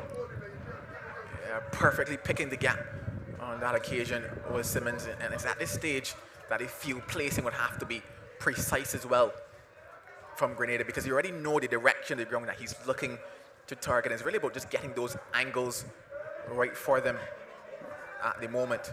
Interesting that he just struck a four, but he's actually changed the bat now. Maybe he doesn't like the way it's fielded, but in the end, he's decided to change his bat. So let's see.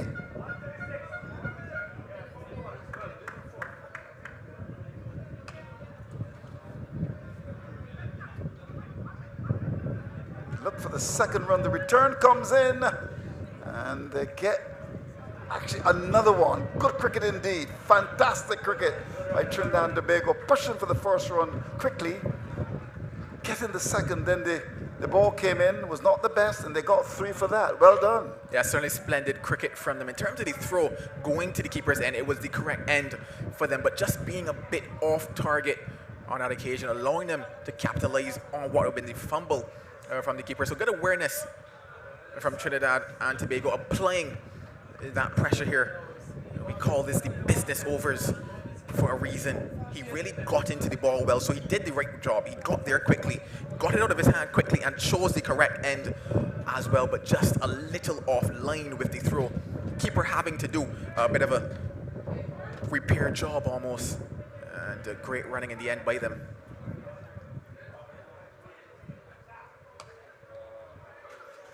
We'll get a single. But this has been a very good over for Trinidad and Tobago Police Service. In fact, from that over number 17, 15 runs came, 17 gone, it's 144 for 6. With vigilance, I would imagine here, of making in excess of 170 with Simmons at the crease. He is on 26 from just 16 balls. Yeah, they certainly have to be targeting 10 plus and over from here. I talked about the fact that 124, looking at that 50, that gets them to 170 plus, and they're on target for that. And you always knew in terms of the end that they would certainly favor for the swinging. It would be the bottom end, the angle and the matchup favoring them also with the off spinner as well. But from here on out, certainly it will be a case of probably going at everything. And even so, when you look at Basai, he's done well. What I've liked about Basai's inning as well is that he's always looked to get Lendl Simmons onto strike, knowing that he is the one that has the better chance of clearing the boundaries here. So we're down to over number 80 now, and important partnership as well. Steadying the rocking ship, partnership that has realized 21 runs already. Make that 22. Yeah, once again, fantastic cricket from Basai, understanding his role, something that we've seen a lot of batters get wrong in their innings. Thinking back very quickly to St. Vincent and the Grenadines, those coming in the lower order, getting it slightly wrong in terms of looking to take it on themselves. Doing the right job, getting Lendl Simmons on strike. The majority of balls have to be faced by Lendl Simmons as long as he's still out there.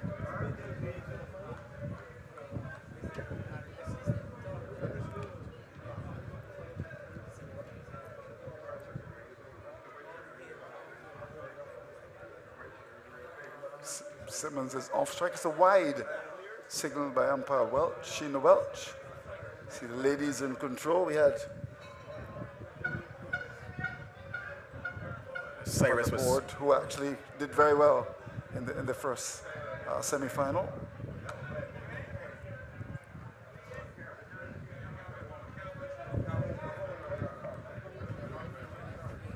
Simmons comes back into strike there, 3 balls left in the over. Just 4 from the over so far. I think Simmons would love to get a boundary here if he can. Well, had a big swing at that. I missed it. The keeper did too as well. It almost looks from the reaction that it probably could have been a drop catch there as well. They were very animated with that one, so probably a chance there going a begging by the keeper.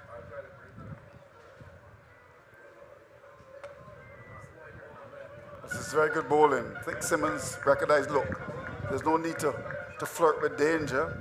He's bowling well, respect him. And he didn't go for that big heave-ho. Last ball of the over, it's been a good one from Cyrus. Now Simmons will keep the strike as a little turn away down to square leg. Gets a single, but this has been good. Just 5 coming from his last over, and he's now completed his 4 overs, no winners, none for 25, 18 gone, it's 149 for 6. That's certainly fantastic work by Cyrus. I talk about the fact that he's used critical junctures in the match, usually bowls the final over of the power play. That he did today, brought back for 2 between overs number 6 and 10, and there we see that chance going down, the keeper not getting the ball into the gloves and it going down. But overall it was a fantastic couple of spells by Cyrus. Had the 1 over in the power play, 2 outside of the power play between 6 and 10, and then coming back in the back end and doing the job for his team, keeping things tight, and more importantly keeping Lendl Simmons tight, because that certainly is a massive task that many bowlers have failed. So kudos to Cyrus, but it's now a case of can the others follow up. Still 2 overs left in this match, still a lot of destruction can be done with 12 deliveries, so now it's a case of following up on that. How do they follow up now with the remaining bowlers? Simmons has called for his helmet because Josh Thomas is back into the attack. Good crowd gathered here, spread around the outfield, and it's a lovely atmosphere here. So we start over number 19. Simmons is on 27 from 20. Can he get the Trinidad and Tobago police service up to maybe 170? There you see the folks. They're always at cricket and enjoying the sunshine of Weymouth. Thomas is back, his first 2 overs cost.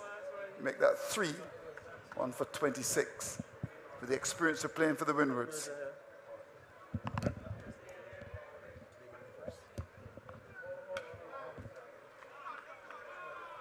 They're pushing for the first, a bit of a fumble, they'll come back for the second, and we'll get it. Good cricket. Yeah, fantastic cricket. Putting that pressure on because, as I mentioned, Lendl Simmons has to take on the majority of the strike here.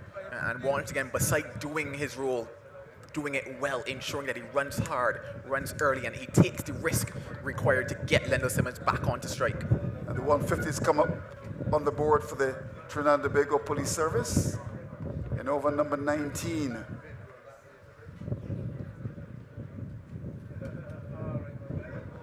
That's a wide. So that certainly will help as far as Trinidad and Tobago Police Service are concerned. A lot of discussion going on alongside the boundary, probably discussing the shots that Simmons should play, probably discussing who will join St. Vincent and the Grenadines in the final come Monday at Kensington Oval. It's been wonderful to see the spectators make their way to take in the action in this tournament. Very well bowled indeed.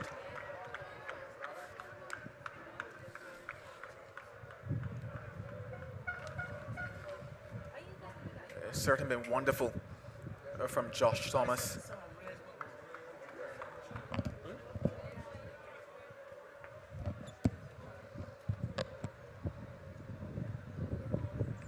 Before this, he was going at over 10 and over, bowling quite well and going just above 8 in this innings. That's a big hit by Simmons. Well done. High over, wide, long on. What a shot from Lendl Simmons. The word to describe that, simply sublime from Simmons. A good connection onto that. The Wi-Fi was strong and it went all the way for 6 there. And that's the threat that Lendl Simmons poses. And that is why Grenada need him off strike, and that's why the role of Basai has come in here, and he's done it well. Get Lendl Simmons on strike. Yeah, we've added 35 already. This has been an important partnership. 3 balls are left in this over. Good stop at cover. Had that gone past him, it would have had the power, I would suggest, to maybe go down to wide long off extra cover, and they'll now get another run. Some shoddy work by Grenada. Yeah, the one thing they tell you is get that ball to the keeper, kill the ball. And just held the ball in the hand, lobbed it back to Thomas, allowed the overthrows. 3 runs to Trinidad and Tobago. Fantastic awareness by them. Takes you back to almost a street cricket game, you would have to say. Yep. So this has been a good over so far. Still 2 balls are left. They've scored 11 from it so far. They'd love to maybe get a boundary here. Here's Thomas Tabesai now, who's got 7 from 9. And this is a lovely shot. That's gone. 6 runs. This is a big over for Trinidad and Tobago Police Service. 18 so far, but 1 to come. A big one, and what you want in the 19th. Probably just guilty of being a couple steps inside, not thinking that Basai would have gone for the big hit there. The field on the boundary is Johan Jeremiah. Probably a couple steps in, thinking that he might be looking to rotate the strike once more. The double bluff by Basai, went for the big shot and got the maximum result for it. You're right, Jeremiah is a good maybe 10 meters or so inside the boundary, just trying to cut out that second run. Last ball of the over. And he edges it, taken by the keeper. So, finally, more success for Thomas as Basai goes caught behind for 30, but an important knock for him. Only 30, but he added 44 precious runs with Lendl Simmons. And with 1 to go, Trinidad and Tobago Police Service 167 for 7.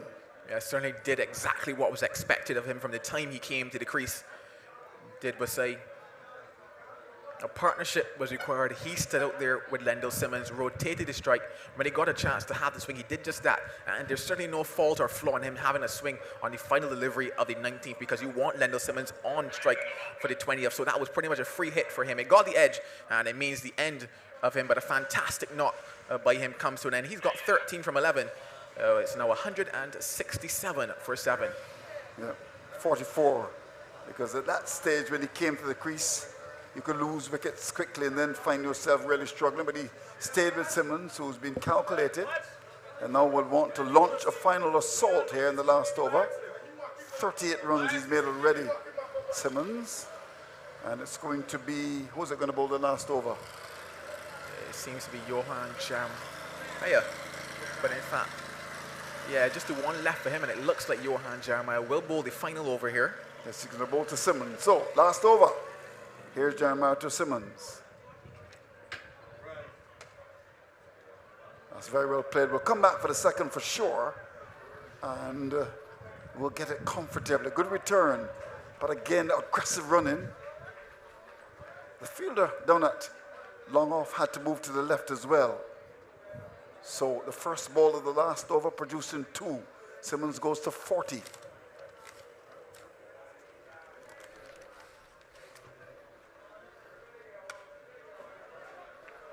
That was a scorcher. Did well to get his hand down on that one, did Jeremiah. Simmons certainly going for broke here, looking for a boundary. That's a wide.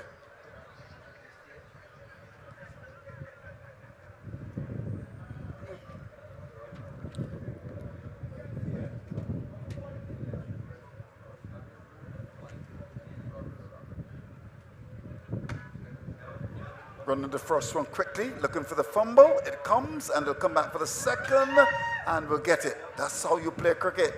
Run the first one hard. I wonder if Barbados are watching this.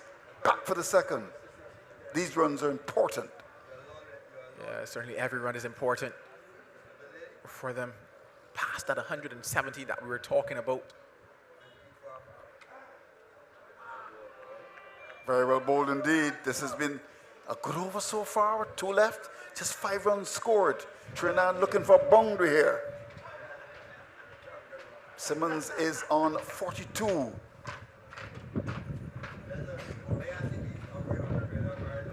And we'll come back for the second, will he? The return comes in. Simmons gets home. But this has been a very good over indeed by Jeremiah. Just 7 with just 1 ball to come. But overall, Trinidad at 174 for 7 will feel that they've got a score that they can defend. But we shall see. 1 ball left. Here's Jeremiah to Simmons.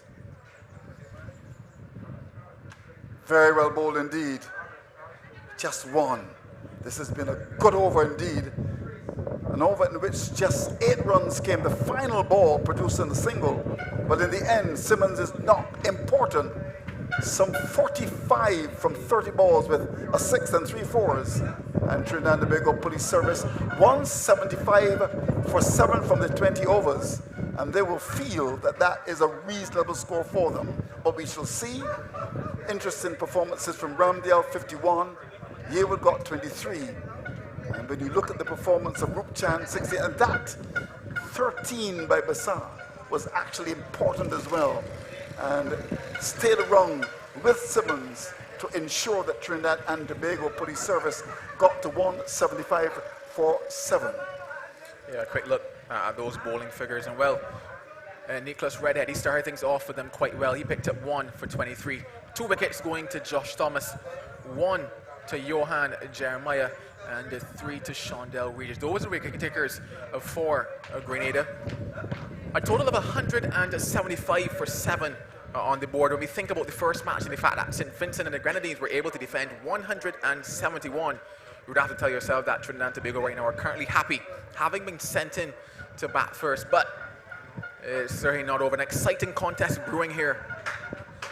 Indeed, and of course, good to see former West Indies batsman Linda Simmons playing in this competition. Certainly would generate a lot of interest, there's no doubt about that, and making a very important contribution to the Trinidad and Tobago Police Service. So, the magic number is 176. That is the target for the Grenada Police Force. If they can do that, they get into the finals. As you know already, the St. Vincent and the Grenadines Police Force in the finals already. Who will get into the finals on Monday?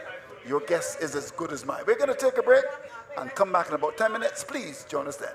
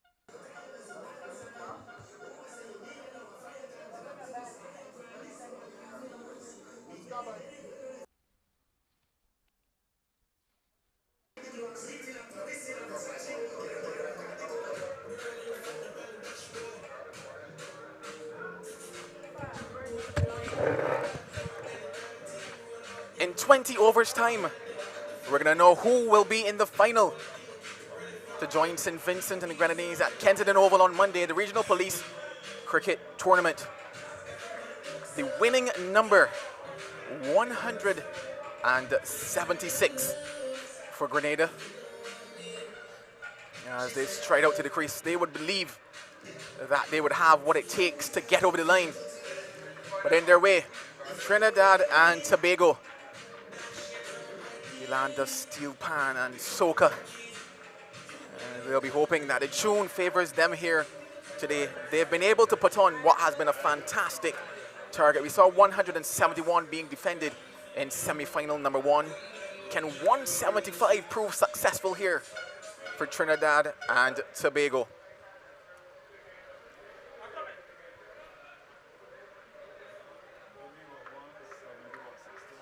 Opening the batting for Grenada, Johan Jeremiah and Lyndon Lawrence. And starting proceedings from this pavilion end, it's going to be Darius Basai.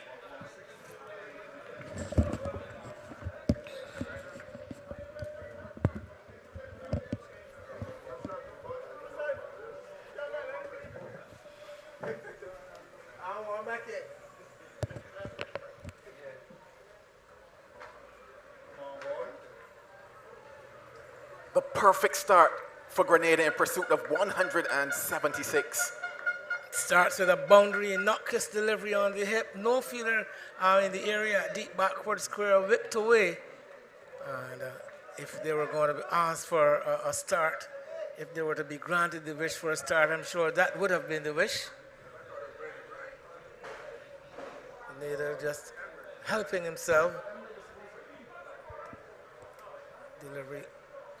So just giving the bowler the opportunity to use that as a warm-up delivery.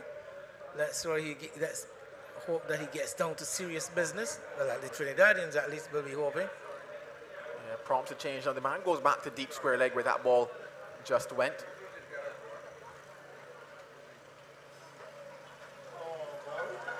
Make that an even better start for Grenada. Well, more gifts, you can call it. A wide delivery outside the leg stump. Keeper standing up. The ball beating him. And down to the boundary for 4 wides. Or buys, was it? Was buys? Actually runs. He got a touch onto it. So delivery outside the leg stump. So staying in line at the start of his spell, that Besai.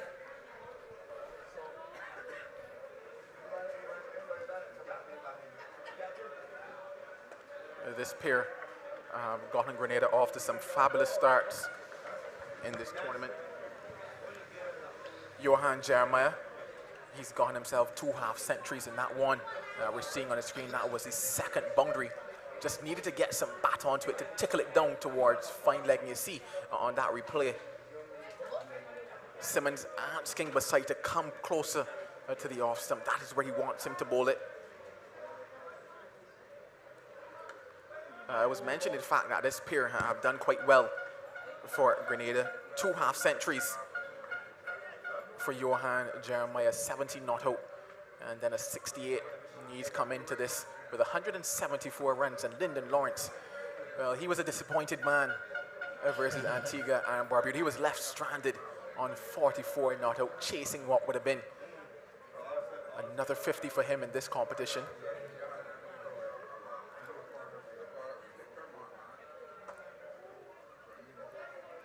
Another feature of this pair has been the running as well. Not very distinguished work by the fielder there at mid-off. That was like Ramdial. Late decision to go for the run by Jeremiah. And then once they did go for the run, Ramdial at mid-off not picking up cleanly. But they're going to need their best, I believe, the Grenadians to overhaul this rather formidable 175 for 7 made by Trinidad and Tobago. Remember, the Grenadians elected to field. And they've opted to go for the chase, and now the chase is on.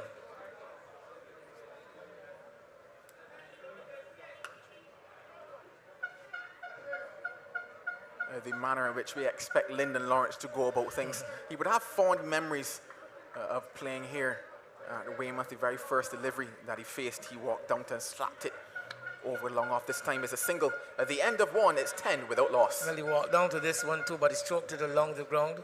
All the power that we associate with Lyndon Lawrence. And off to a decent start, the Grenadians. A couple of gifts at the top of the over. 2 deliveries directed outside the leg stump, put away for boundaries. But then Besai was able to retrieve the situation quite well, as we see a section of the very buoyant and festive crowd here at Weymouth. And believe it or not, Joel, they're still coming. New people are coming all the time to what has been something of an entertaining spectacle today. The scores have been high, 171, 156. Now we have 175 to chase. So they have been royally entertained, the spectators. You do expect that where there's cricket, where there's food, and where there's drinks, there will be people. Nearly thought that you were going to say something else, but I would keep that to myself. It's going to be Damian Brown into the attack from that south end. Do we detect another one of these quick leg spinners? He certainly is very quick. It is Damian Brown, and he's also very successful for Trinidad and Tobago. Cracked. Wow. Well, he's wasted no time in announcing himself at the crease, Lyndon Lawrence. Over the mid-off fielder, one into the wicket, and Lawrence throwing everything into the shot with his full body weight coming on the front foot and lifting it. Bang. Not wasting any time about going square, just smacking it back down the ground. First bounce into the boundary at long off. I mentioned the fact that Lawrence would have good memories of being here at Weymouth. Fantastic running by the pair, but against Barbados, he really jumped through the innings and got up to, I believe, 75 off of just about 39 deliveries in that innings. And if he can do anything like that here today, this total of 175 will look quite small. And shots like that we see on the screen, he played many of those.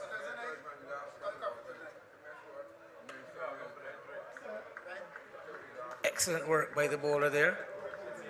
But Lawrence showing signs of a little niggle when he went for that second run, so I don't think he's going to be bothering with a lot of running and a lot of sharp singles and the like. He'll be wanting to... Oh, he gets back onto that one, I think. Yes, indeed. Sheena Welch exercising the hand. And what that means is more runs for Grenada. Brown getting it wrong on that leg stump. And as I mentioned, I did see Lawrence beginning to show a bit of favoring to something that may not be quite right in the legs or the thighs. And I think he would want to save his energy. And he'll be looking to put some of that power into action. Doing expected, or rather what I think I might have expected him to do a bit earlier in terms of where he wants to concentrate his line and length. Asked the man at deep mid-wicket to come in and now sends back the man at long off.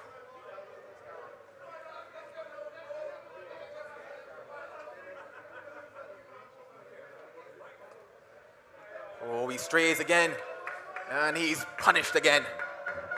4 runs to close out over number 2. After 2, it's 24 without loss. Bad line once again outside that leg stump or on the pads on the leg stump. And Lawrence quite adept at that line, whipping that one behind square, just closing the wrist on it. And he has enjoyed some wayward stuff, let's say, in that first over from Brown.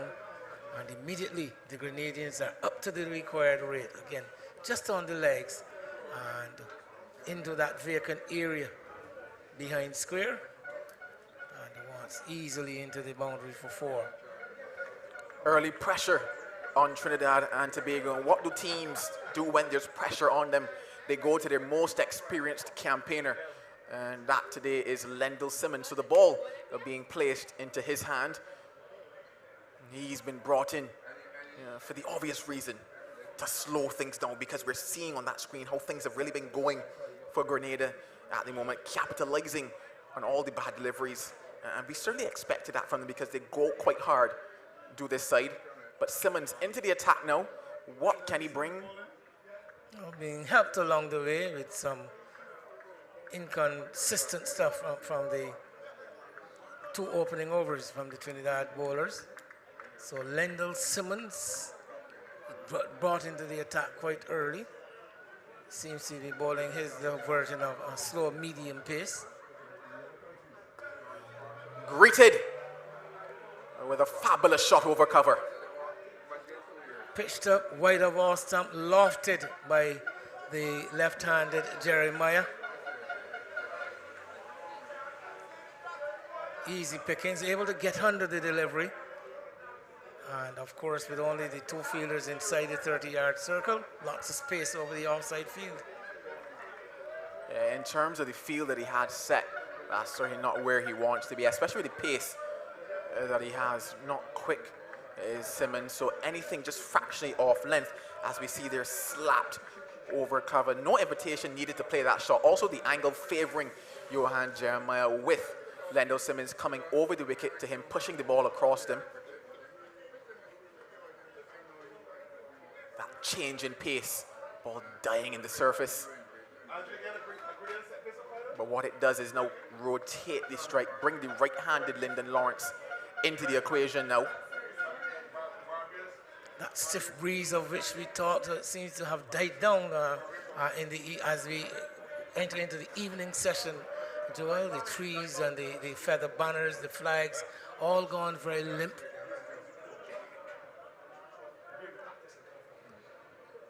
So that breeze might not necessarily be a factor at this point in time. I do guarantee you Lyndon Lawrence doesn't need the breeze to take it over the boundary here. He's packing the power.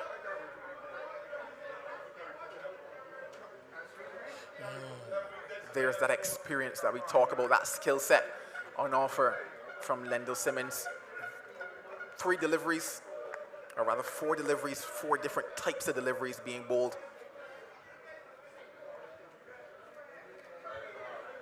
Surprising lift in that one, outside the off stump.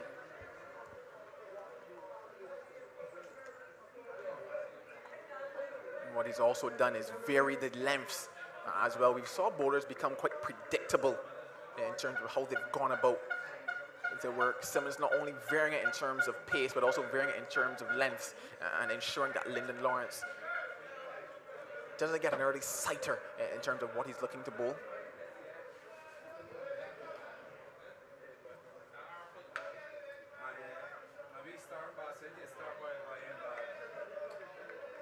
Five runs from it is 29 without loss. Man of vast experience, Lendl Simmons would have played this version of the game wherever T20 cricket is played over time. And not so sure that it is actually retired as a professional freelance cricketer, but choosing to help out the Trinidad and Tobago Police Service in this regional competition, looking to get their hands on the title. But of course, first of all, they would need to make their way into the final on Monday, and that would entail restricting Grenada under 175, well, under 174, first of all. Just looking to my left, and I'm seeing a couple clouds coming across. Again, my eyes have spotted a car that just pulled in with some rain on it, so it tells me that maybe a few showers making their way towards us. We do hope that they don't actually get to us and cause an interruption, because this game is quite evenly poised. It's on a knife's edge, you would have to say. A double change prompted. It's Brian Yearwood from that south end, and he starts with one that the keeper cannot get a glove on. It's signaled 4 byes by umpire Welch. No stopping in the flow of runs though. The delivery pitched up wide of our stump and the keeper Jug Mahan not able to get a hand onto it. And the ball running quickly despite a furious pursuit by Brown there at short third man.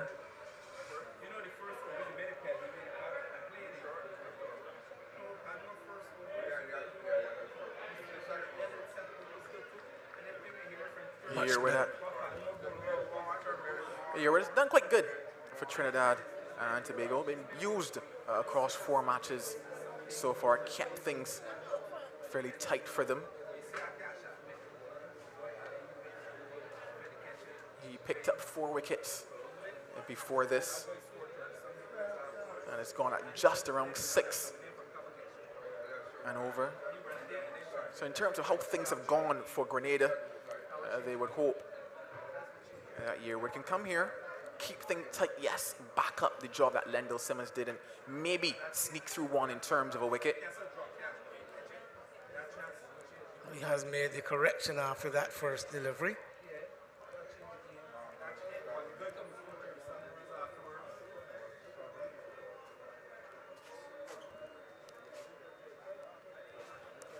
Probably gets away with one there.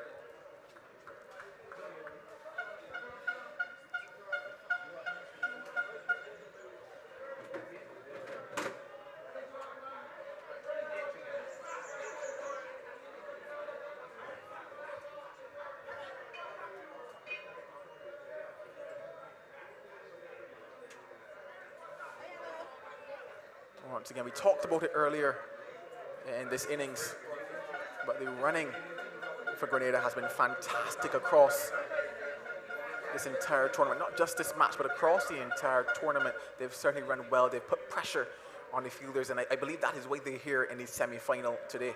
The left-hand, right-hand pair also presenting something of a challenge. And he's put down. So an easy chance, you would have to say, goes a begging. How much will that hurt Trinidad and Tobago? Well, that was a bad miss. Slashed in the air to backward point. Easy offering, and I think there's a lapse in concentration by that man there at backward point, and the ball slipping through his fingers when we thought that it would have been easily taken, and the life given to Jeremiah. The question is, how much will it cost? 4 overs have been bowled. It's 38 without loss. I was just about to mention that the Grenadians will be quite keen to get through the power play overs without losing a wicket in pursuit of this target. And there it was. The opportunity was given, but not accepted. Will Trinidad and Tobago be made to pay for that miss? Those clouds that you spoke about, Joel, are beginning to close in.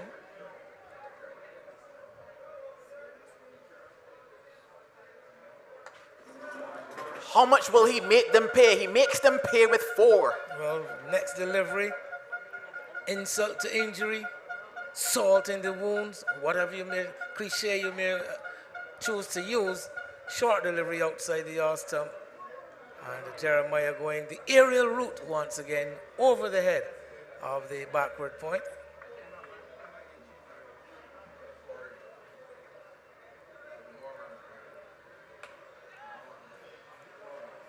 Not getting all of that one, Jeremiah.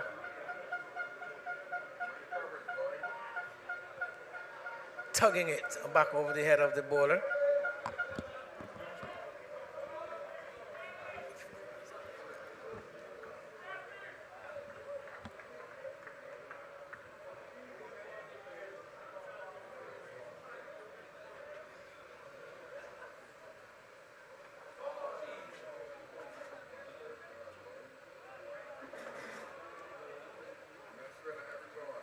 Leg side quite deep, and very few players have managed to actually clear that side of the ground. 2 more to the total.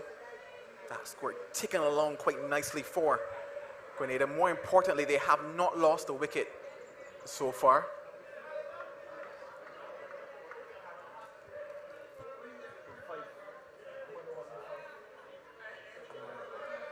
Trinidad and Tobago at the moment are being stunned, and they're being stunned by Johan Jeremiah.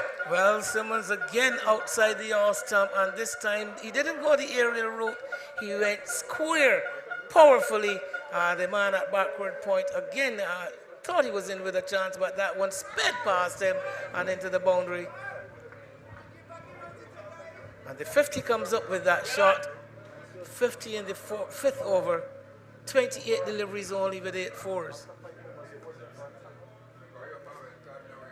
Finally a dot ball.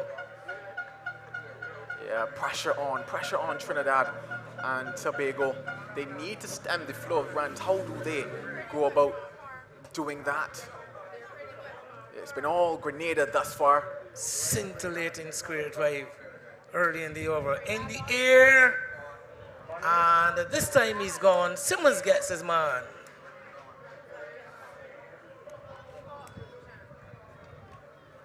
Well, they wanted a breakthrough. And they've got that through Lendl Simmons. The 5 overs have been bowled. It's a 50 for 1. Right on the end of the 5th over, getting the wicket of Jeremiah. Jeremiah throwing caution to the wind, just kept going. And I believe Lendl Simmons, with his many different variety of deliveries, this time pitching on up with the pace slightly off. Again, looking to bowl it into the pitch, and the batsman playing through the line, not timing it very well. And Roop Chand at mid-off had the easy task of taking that catch. So eventually, I guess they didn't pay as much as they could have for missing Jeremiah. A couple of boundaries. The result after he was missed, but they've been able to get rid of him with 1 over left in the power play. Good start though between the pair of Jeremiah and Lawrence. Yeah, he added 13 before being caught at mid-off. Did Jeremiah? He went for 29. It's 50 for 1. The final over of the power play. The wind begins to pick up again as those clouds now begin to encroach, come over the ground. Still hopefully the breeze will be able to lift them over the Weymouth ground as we seem set for an exciting second half of this second semi-final.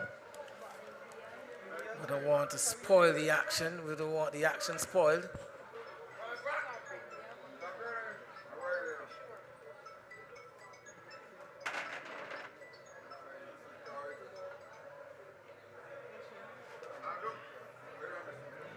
In terms of Grenada at this stage, certainly yes, 1 over left in the power play. And they would want to capitalize on it, but they also would not want to lose on the wicket very quickly.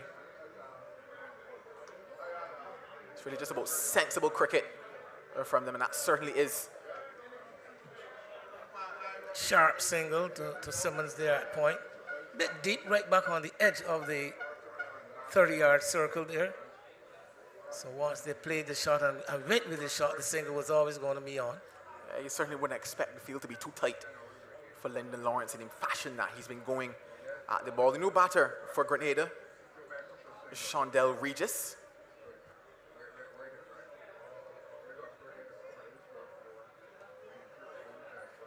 For Trinidad and Tobago, with a new batter at the crease now is a case of putting together a couple dot balls, slowing things down just a touch after the start that Grenada were able to get.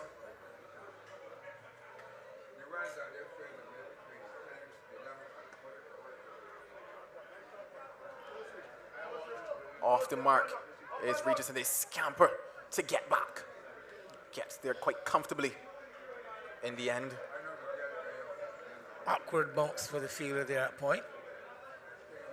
As you notice, Joel, in the first innings, the Trinidad and Tobago innings, the spinners for Grenada were very economical. It was the fast bowlers who yielded the most of the runs.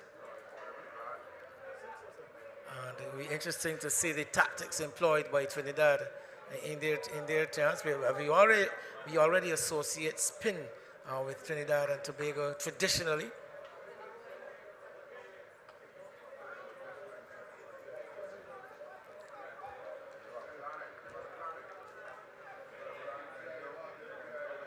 But some very parsimonious economy rates by the Grenada spinners. While these fast bowlers were quite profligate.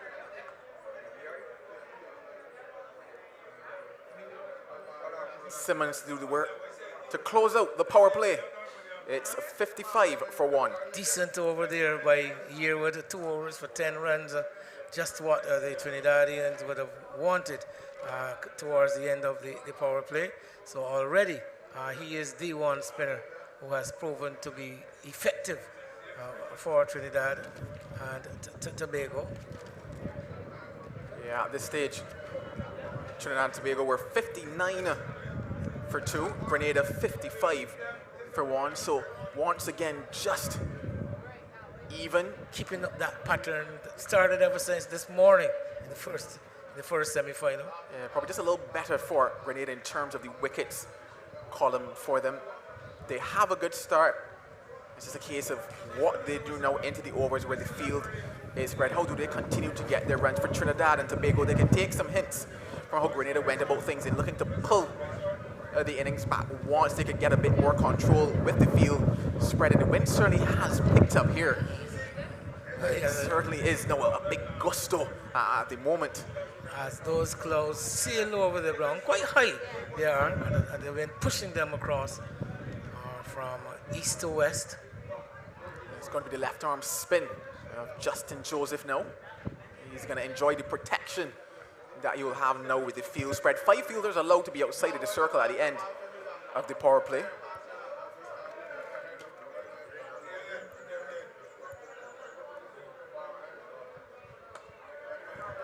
Takes on the straight boundary and he's successful. Hard and straight. That one flighted up. And Regis finding that gap between the long off and the long on and having enough power to force the ball into the straight boundary, down the ground, into the side screen. And the fielders can only watch.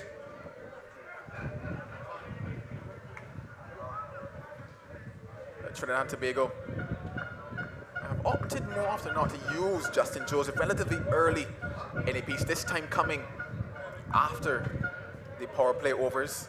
A fantastic shot back down the ground.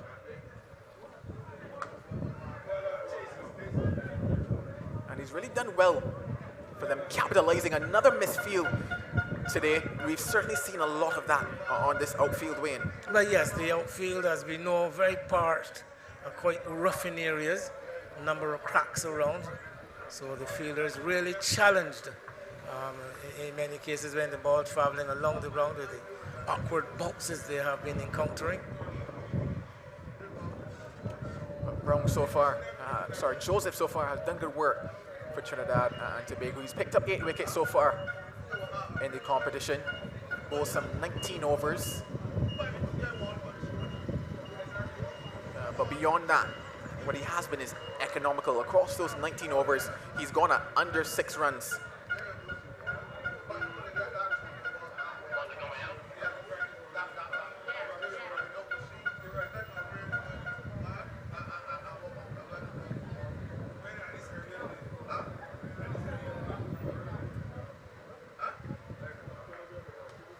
Takes on that deep mid-wicket position.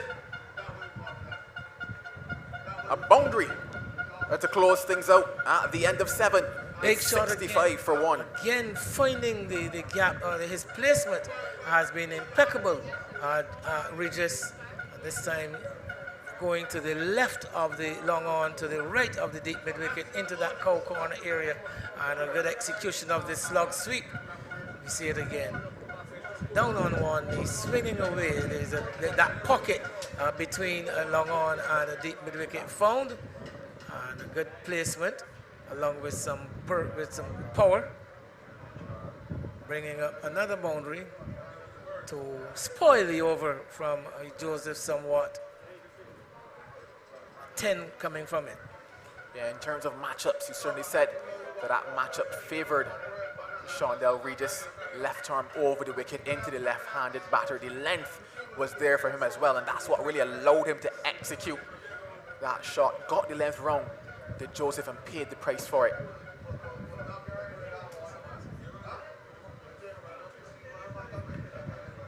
This certainly represents a fantastic start for Grenada. When looking at 175 on the board, I think this is where they wouldn't mind being right now in this contest. A situation where now they can once again just capitalize on the bad deliveries, continue to work things down, and really set themselves up for later down in this innings.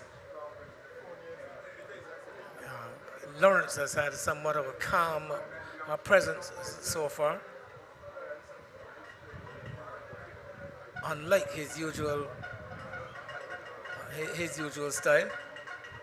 He actually adopted a similar approach in the previous game as well versus Antigua and Barbuda. Opted to bat through and bat deep into the innings, did Lyndon Lawrence. And it worked for him then. 44 not out he got. Today we'll see if there's a similar result for him. It's gone into the air, but an easy catch. Oh, in fact, it's put down. Oh my goodness, no. How can you do that? If the fielder there at deep mid-wicket, that is Besai, had all the time in the world. As a matter of fact, I suspect he had too much time to watch that ball falling into his lap. And when we thought that the easy catch had been gobbled up, the ball on the turf, unbelievably. Again, Trinidad giving it away.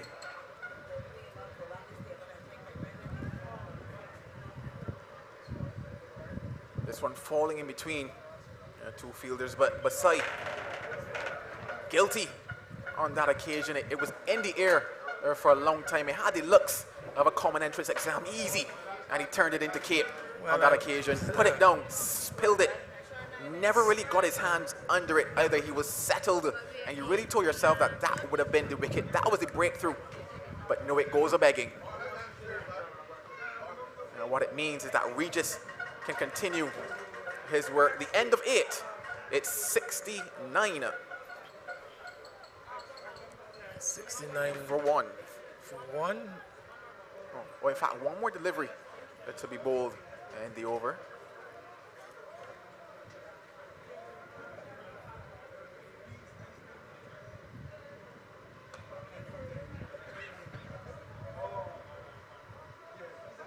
The over is now complete. It's 70 for 1 after 8. Well, again, Yearwood, unfortunate not to have had a wicket in that over, continuing to do his work and do it well, not allowing a lot of free hits for the free hitting. There it goes, we're seeing it one more time, and that was actually an earlier boundary, earlier delivery. Yeah, the drop catch. The drop catch, the best side. Again, grabbing at the ball more or less, rather than allowing it to fall into soft hands. We're going to see it again. Rather than allowing the ball to fall into his clutches, he actually ended up grabbing at the ball and hard hands, allowing the ball to slip through.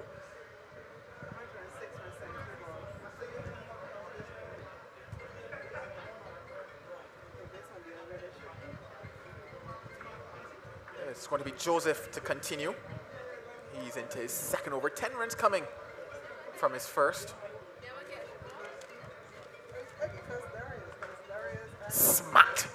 And oh my days, smacked quite well. Well, there goes the power of Lyndon Lawrence. That one not too far away from the long on fielder either. It was just a matter of about 5 meters to his left, but so powerfully was it struck that he was not able to get around and get a hand to it. Ball traveling in the air for a long time, but was always falling before him. And also wide here is Lawrence. Short delivery off the back foot and getting low and hitting it with a strong right hand coming into play. Picking up a boundary, Lawrence. He certainly does pack a punch, does the double L in Lyndon Lawrence. A very powerful man, an imposing figure.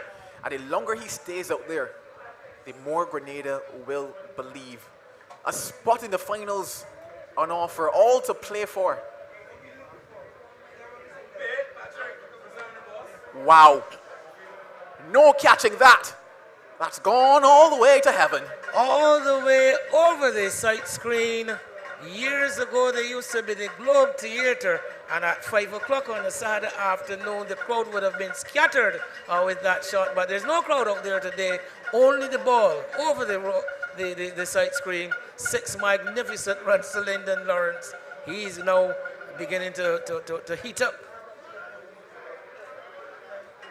Well, he's certainly delighting those here at Weymouth. Winding up as he struck that one, and coiling at the end. And there it is, heading for the roadway along Roebuck Street.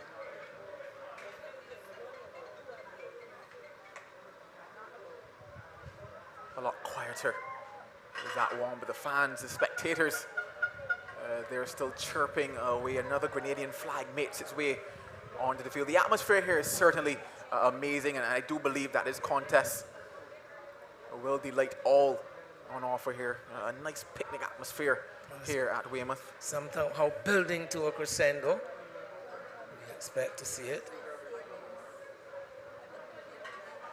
Two powerful batting sides in contention for that one place in the final. The question on our minds is how much will Regis make them pay? How much can he add following that mistake? He was dropped on 14 in over number 8. So let's make a note of that.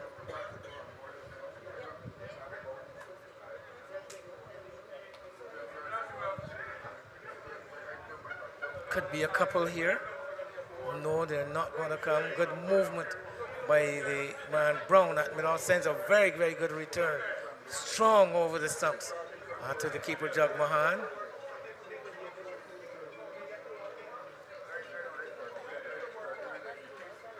The batsmen come back for a word with each other.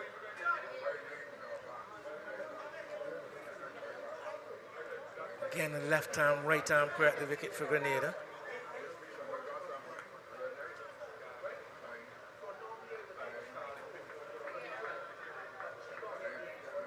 And Joseph closing out the over well. He's conceded some 23 from his 2 overs. 9 overs gone. Grenada in reply to 175 for 7. Are 83 for 1.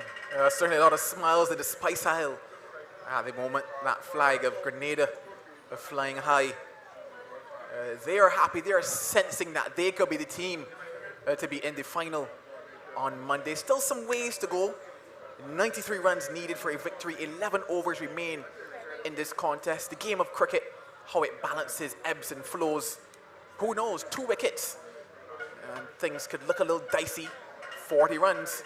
And well, they could certainly be on their way to the promised land. Flowing in the favor of the Spice Isle men at the moment.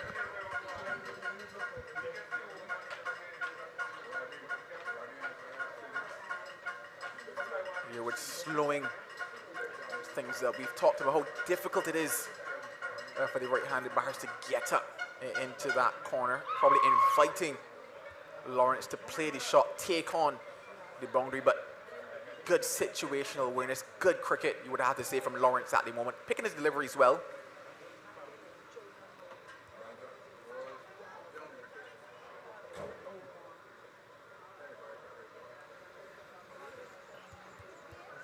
Good work by Simmons there at short fine leg. Not allowing the run.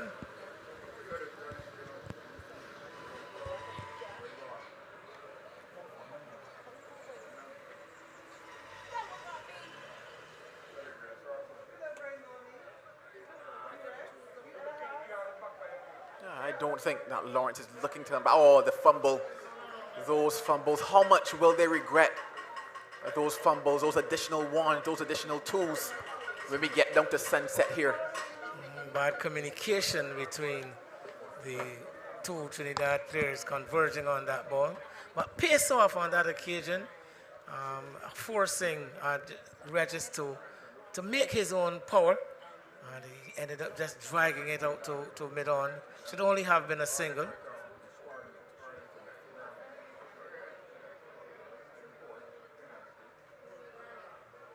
Some work to be done. Fantastic. Just as soon as we've been talking about the fielding and the fumbles and the bubbles, that was perfect work on the boundary by Basai. Well, yes, don't know if he can make up for his earlier miss, but saving the team a couple of runs there.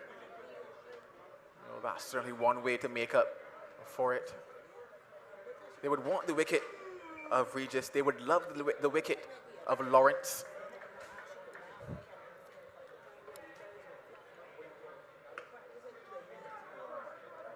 Splits the men, bang on to the sight screen. He continues to make them pay. Again, hard and straight. Down the ground, pitched up, opening up that front leg and accessing the area directly over the head of the bowler. The long off and the long on are both quite straight, never had a chance.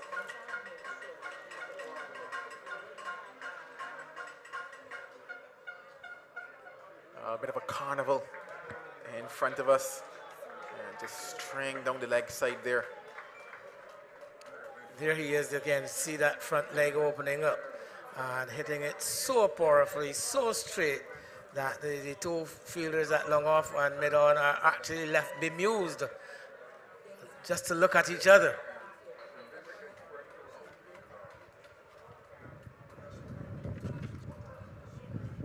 Again, pace off the ball, forcing the fielder, the batter to drag that one. But again, more gifts. I think gifts are normally associated with Christmas, but we're seeing some Easter giveaways here at Weymouth today by the Trinidad and Tobago team. Yeah, we're at the halfway stage of this innings now. 10 overs have been bowled. It's 96 for 1. Going along at that very good clip, the Grenadians really are having the momentum going with them, and the Trinidadians have basically been run ragged. They have been rather ragged in that first half for the most part. A couple of simple catches put down. Once again, we see that hit from Regis down the ground, long off and long on, looking at each other as the ball crashes in to the sight screen there at that far end. And as you mentioned, the Grenadian supporters in a merry mood at this juncture at the halfway stage in their reply. Remember, the Grenadians inviting Trinidad and Tobago Police Service to bat and restricting them to 175 for 7. And now in reply, they have raised up to 95. And good figures here for Lawrence, 35 of 22 balls. Regis, 24 of 19. And the man dismissed, Jeremiah, 29 of 19. So rattling along at a very good rate of scoring. The Grenada batsmen, and right now very much on top with some 80 runs required from the last 10 overs at just about 8 runs per over. And I would rather be, at this point in time, I would rather be in the dugout for the Grenadians. You say on top, but just looking also once again at that comparison, a 10 over stage, Trinidad and Tobago, they were 92 for 2. So both teams still on par in terms of the scoring in this innings. But one thing that you could probably note is that the next 5 overs, Grenada started to probably just pull things back a bit, because there were only 32 runs that they allowed Trinidad and Tobago to score between overs number 10 and overs number 15. It was really between overs 15 and 20 that Trinidad really exploded thanks to Lendl Simmons and really got that additional 51 runs that they added in the last 5. But in looking at the chase right now, it's still even Stevens in terms of the numbers, the stats at the moment. And Trinidad can take heart from that because it's a case of how do they now pull things back. There's still a lot of time left in this match. 10 overs to go, 60 deliveries to be bowled. If you can get 5 good overs out of that 10, you really stand a wonderful chance of getting yourself into the final. But momentum favors Grenada at the moment. Can they continue things? I'm going to make way, though, for Andrew Mason to join you. Well, we see a change of bowler. Michael Riley, the right-arm medium-fast bowler. So he has the responsibility of emulating what the Grenadians were able to do in the third phase of 5 overs, and bowling from the pavilion end has been really effective. I remember was quite impressive in that very first game that I saw them. Riley, one of the better bowlers then. And now a lot of responsibility on his shoulders, Andrew, as the Grenadians forging ahead, the Trinidad looking to pull the game back.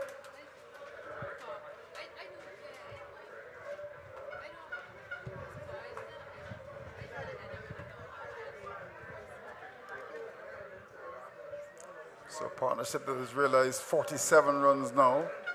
The rate required is 8.17. They're currently scoring at 9.39. So 79 more to get in 9 overs and 4 balls. But the key is Lawrence. He's been very good for Grenada. He's 35 from 22. Regis has got 25 from 21.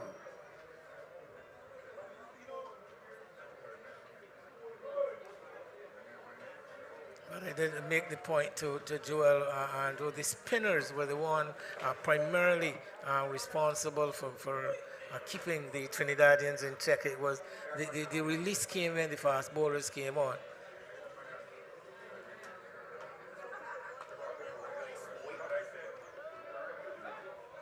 One, will they look for the second? The return comes in. Had it been, had that hit, he would have been gone, because he really struggled to get back for that second, Regis. I didn't necessarily think that the second was on, challenging the arm of the fielder. They got 2. Taking his life into his hand. But again, aggressive running. That's important. That's in the air. Catch will be taken. Will it be?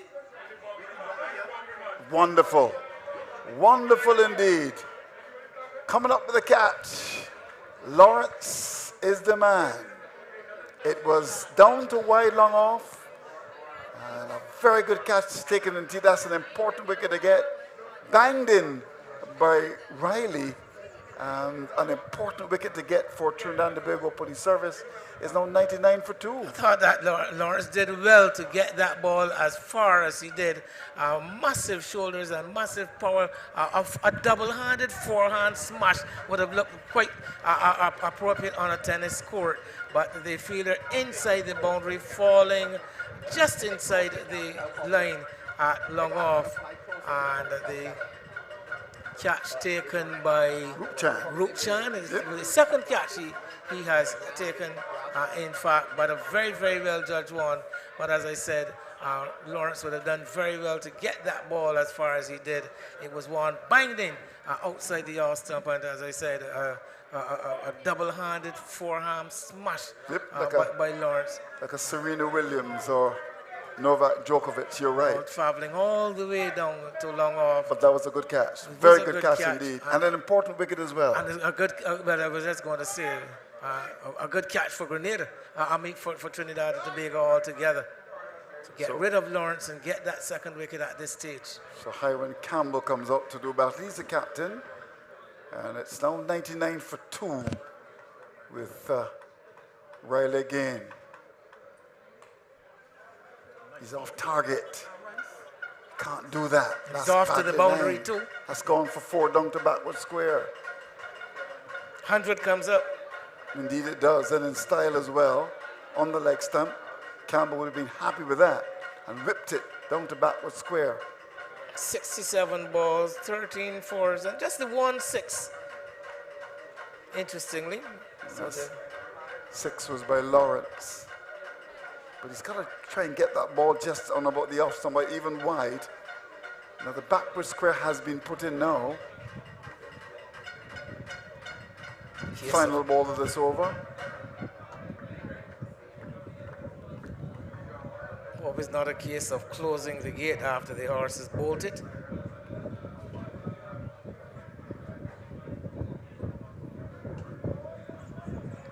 So they've gone for one quickly. Will they come back for the second? No, they won't. Mid-wicket comes in quickly to stop it. An important over for the Trinidad and Tobago Police Service, an over in which they got the danger man, Lawrence, for 37. 11 gone is 104 for 2. Well, the pace working there for Trinidad and Tobago, Michael Riley. The captain has really run his changes. The 6th bowler used so far in just 11 overs. So the captain not allowing the batsmen to become too accustomed to any particular bowler, except Brian Deere would have, in fact, who would have bowled his 4 on the trot. But we've seen 1 over to Desai, 1 to Brown, 2 to Joseph, and 1 to Riley. Some concern being shown here by, I believe it is Regis. Seems to be fearing a groin injury, indicating that he's having some problems in the groin area, and some repair work, some causing some damage there. So let's see. I guess they will be hoping that he'll be able to continue though, because he has been going along at a fairly good clip, 25 off 21 balls, and the fact that he is a left-hander, keeping the left hand, right hand up here in operation. It's Campbell, in fact, who pulled up that early. Yep. So just coming to the wicket, Campbell, and already having some problems, I think. The magic spray is being used. Is that the magic spray? Well, it is some kind. I see some kind of spray. I don't know if it's magic or otherwise. Yes, he's a captain, and some work done by the physio, either official or unofficial, but it looks as if he may be able to continue. Unlike Marcus Rashford today, playing for Man United, had to go off. Injuries to the groin can be quite nagging. Not a lot of treatment, I'm told, that can be applied. It's just a matter of time and allowing the body to heal. Well, he's up, so one would imagine that he's good enough to continue. We'll watch his movements. The captain was 104 for 2. Now the rate is comfortable, it's 8. But as we saw when Barbados played, after Aline got out, that rate climbed, and wickets were falling, so double trouble in the end. The same thing happened with Trinidad when Ramdial went. So will Lawrence's wicket have the same effect? Only time will tell. Here's Brown to bowl, and runs for Grenada. Should get, oh, fact, just a run. So this is a problem here, because they certainly had 2. The captain can't run, so he's got to make a decision.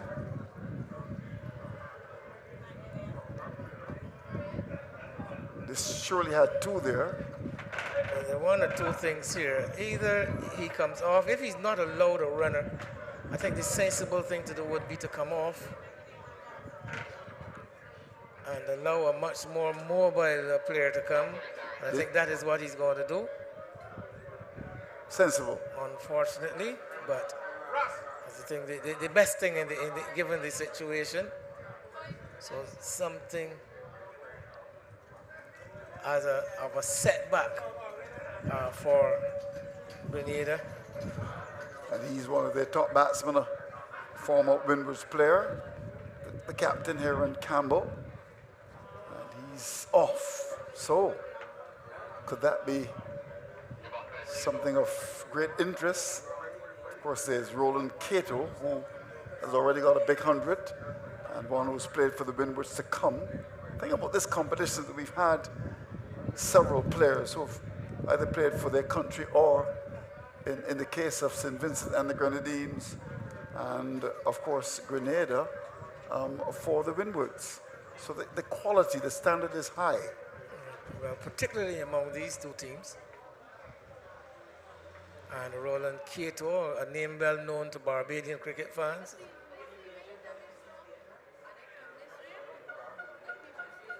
Might very well be for the wrong reasons, Andrew. Cato caused Barbados some pain a few years ago. He did, yeah.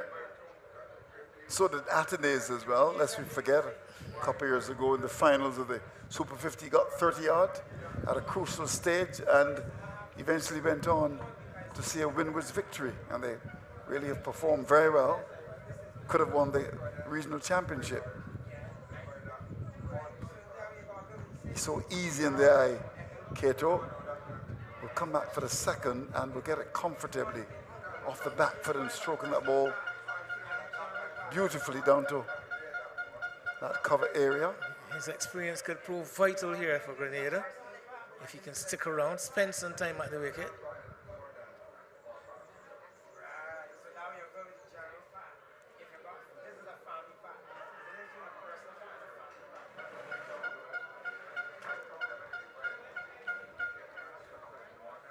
So you notice that young Brown has come back into the attack from that southern end. Came in for a bit of a pasting in his first over.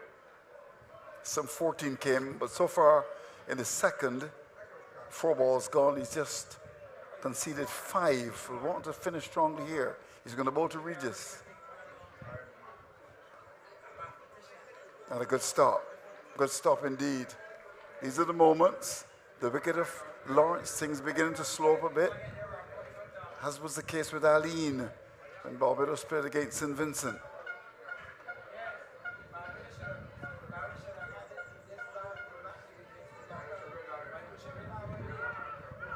Chance for a run out, and he's gone.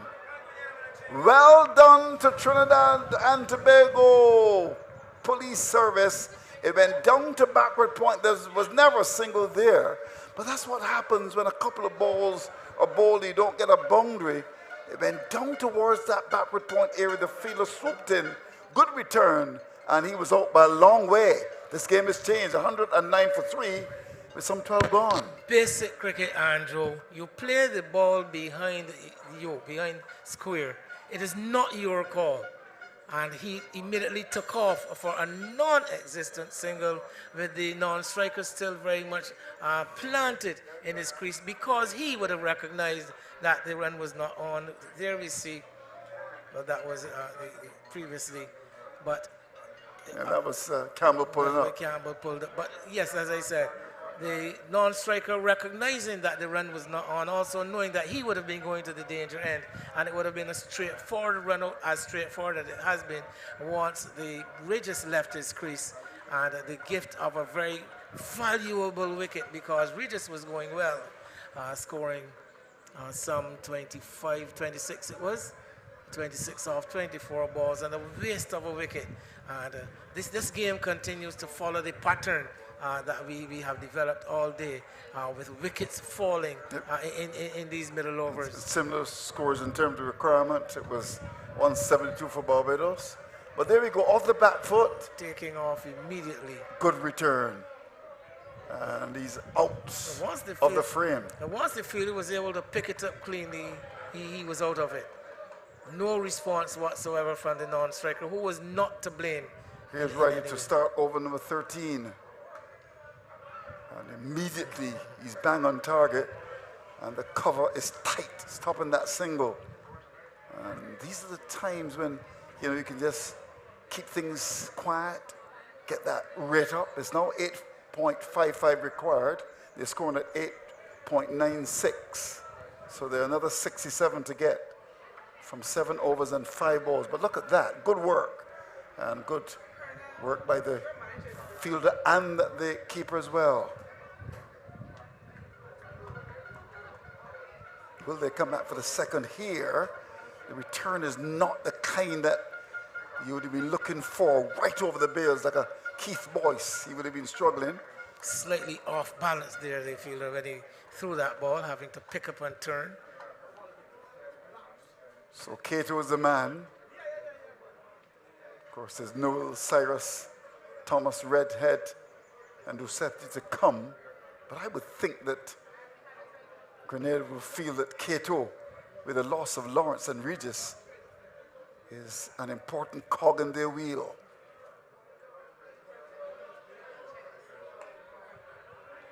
Pushes hard for the first. Just one. Good stuff there from Riley. Bowling the ball and then chasing it into the onside.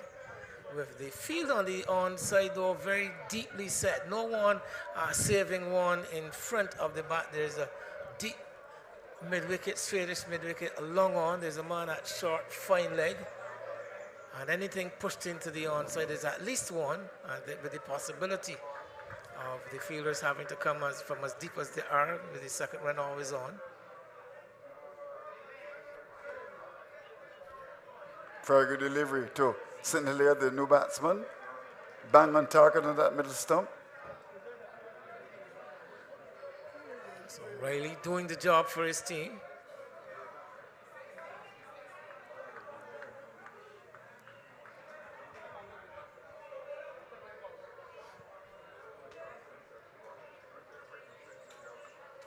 And again, good piece of bowling. In fact, 5 balls gone in this over, and he's only conceded 3. And all of a sudden, that rate is just a dot on the 9. That's what pressure does. A wicket or 2 you get, and then you start to squeeze your opponents. You want to finish strongly here, Riley. Oh, a 4 is conceded. There's a short third man. It was a bit wideish. And it went to the right of the fielder. That's going for 4. Runs in the dark for Grenada, and I think Andrew is beginning to notice we're down to 5:30, and the light could very well become a factor here. Light has already begun to fade. We're seeing some of the lights in the compound at the transport boards to our right on, but that short delivery outside the on stump, and that's what you call an educated edge. Deceived everyone. Yeah, you're right.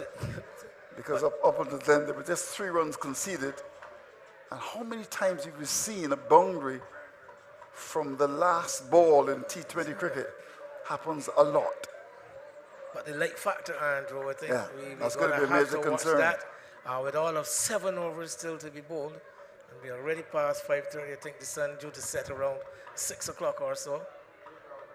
It's going to be Justin Joseph to bowl his 3rd, 2 overs. No winnings, none for 23. He'll bowl to Cato. So we start over number 14 now. It's 116 for 3.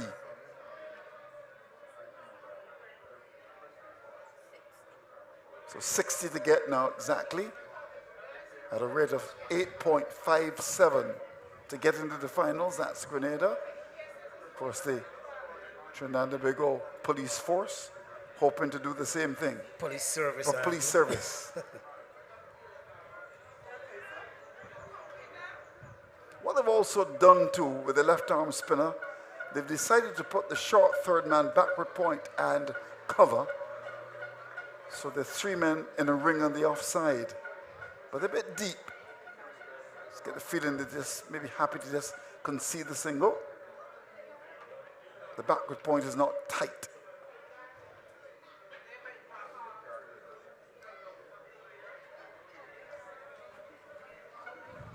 St. Hilaire's already struggled. He's faced 5 balls and he's just made 4.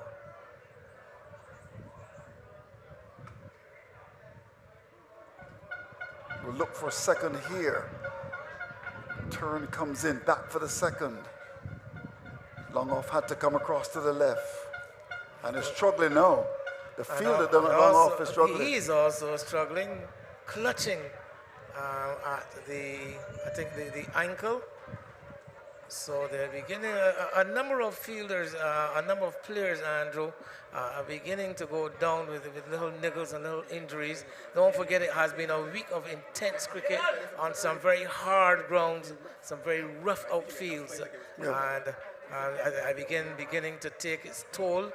We've seen this more than once today with players showing concern to the limbs and joints. And this time that man at long off going down with, I think, with some pain in the ankle. He's going to get up again. He's going to soldier on.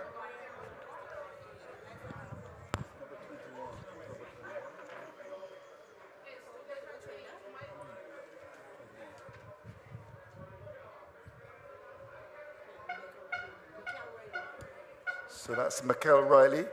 Trinidad can ill afford an injury to Riley, one of the important bowlers going into the final part of this innings.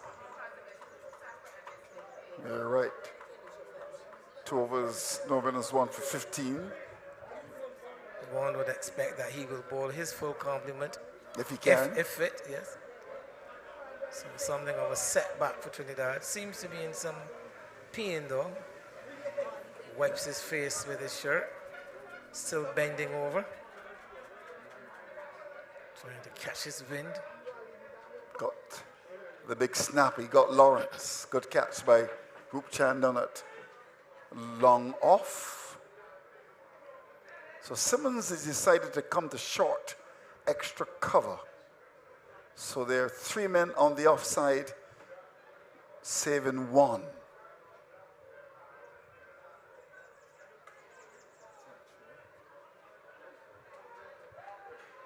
They get 1, they get a second, and again the fumble in the boundary.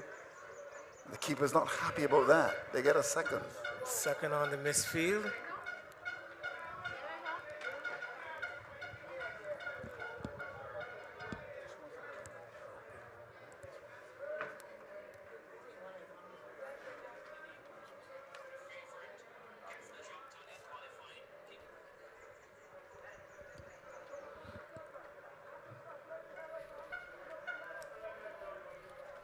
So just 5 from the over. 1 to come from Joseph. St. Hilaire's struggled here. He's back, pushes up the pitch. Good over from Joseph. An over in which just 5 runs came. 14 gone, 121 for 3. Tempering of the tide here. That over from Joseph. A lot expected of him, one of the key bowlers in the Trinidad and Tobago outfit. And just got the 1 over left. So it'll be interesting to see who the bowlers to be employed as we go into the death of this innings. So 55 to win from 36 balls. And if you check, Riley is struggling. He's had some water, really limping. I think he's going to be hobbled off the field, actually. It looks that way to me.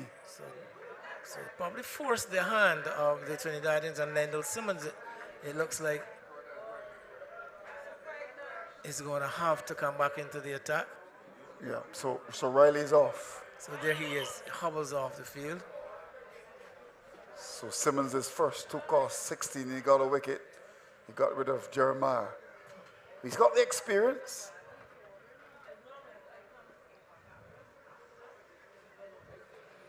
So this game, Andrew, a big over or 2 for Grenada. We'll see it going their way.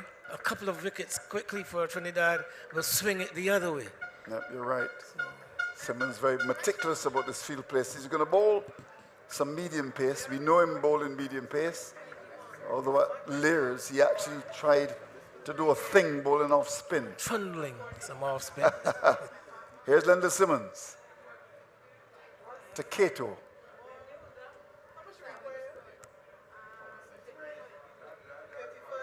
And the plan is obvious. It's wire the off stump. Again, conceding the run in the onside. No one saving 1 on the onside, well, except the fielder at the short fine leg position. But in front of the bat, So Simmons is imperative that he keeps the ball away from the middle and leg stumps.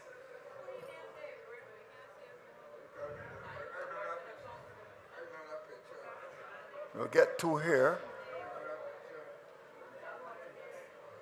Too short, too wide. And play the way down to backward point for two.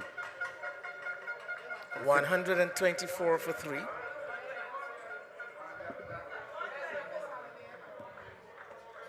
So 52 required now from 5 overs and 4 balls. The rate has gone to 9.18.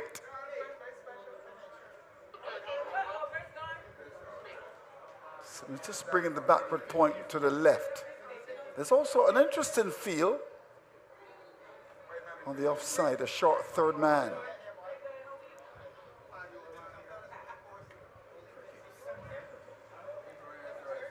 And a bit of a paddle. Shot the fielder down to the boundary. The substitute came in to pick it up. Good recovery. Thereafter, actually, the ball spinning away to his right, almost overrunning. But you've noticed they've also got a man at short third man, and then there's another short third man, but it's now being moved to short fine leg. But there is the short third man, and then there's a fielder at a deepish gully. So 2 men looking to save one behind the wicket there. That's a swing. Just a single. Dragging it from outside the line of the off stump Cato down to mid wicket. So it's been a quiet over so far. 2 to come, just 5 scored. Lots of space in the onside, but the boundary is protected.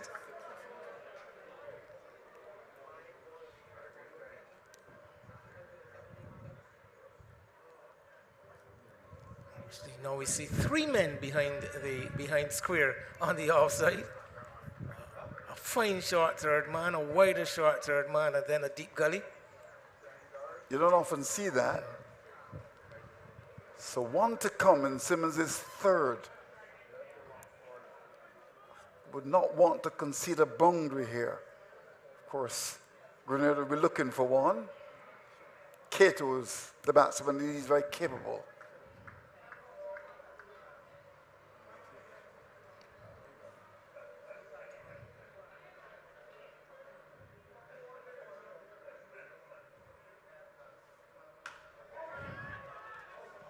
In the air, oh, the fielder not being able to catch it. They'll get a second, down to long off. Diving forward to try to catch it, got his fingers to it, and it went past him, and they got 2. Well, still effectively a decent over from Lendl Simmons, only 8 runs coming. At that opportunity, a close call though, very close call, a very, very close. Difficult catch it was for the man coming in there from long off, and Simmons keeping it under the required rate. So that big over that we talk about that the Grenadians are going to need not coming, and here we see another man going down, and that is Nkosi St. Hilaire. The physio having to come on again, maybe a bit of cramp, judging from the treatment being applied. Here we see the fielder coming in, diving forward. Quite a brave effort, I must say. I could easily have pulled out and decided that he would just concede the 1 run, but bravely diving forward and looking to make a catch out of it. And not being able to hold on. But I think he will get 9 out of 10 for effort, Andrew. You're right. But here we see St. Hilaire now having been treated and back to his feet. So this tournament really beginning, this intense week of cricket activity beginning to take its toll. It's going to be interesting to see how the teams for the final turn up as far as fitness and being ready for that final thrust. Just a day's rest tomorrow, and then on Monday, they go to the region's Mecca. So I suspect a number of players will be getting into the ocean, getting into the sea, and getting that soak in the sea, trying to help with the recovery process. It's a lot of hand waving. I think Lendl Simmons has stepped up here, and he has been bringing his experience and knowledge to the fore. Yes, he's been very, very instrumental in tactics in terms of field placing. Seems as if he's almost taken over as the captain. He's ringing the changes. There he goes again, doing setting the field.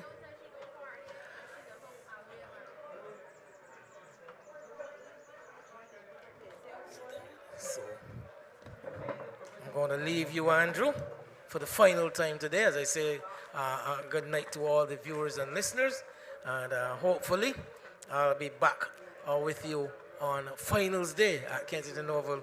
But for now, I'll be handing over to the man, Joel Manning.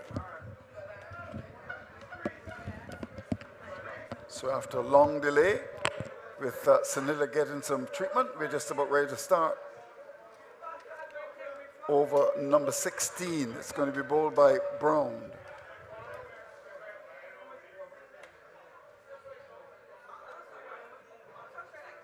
Oh, bit of a fumble and a second. This game's still even, Stevens. At the moment, Trinidad, after 15, were 124 for 6. No, that's gone a long way. Very well struck indeed.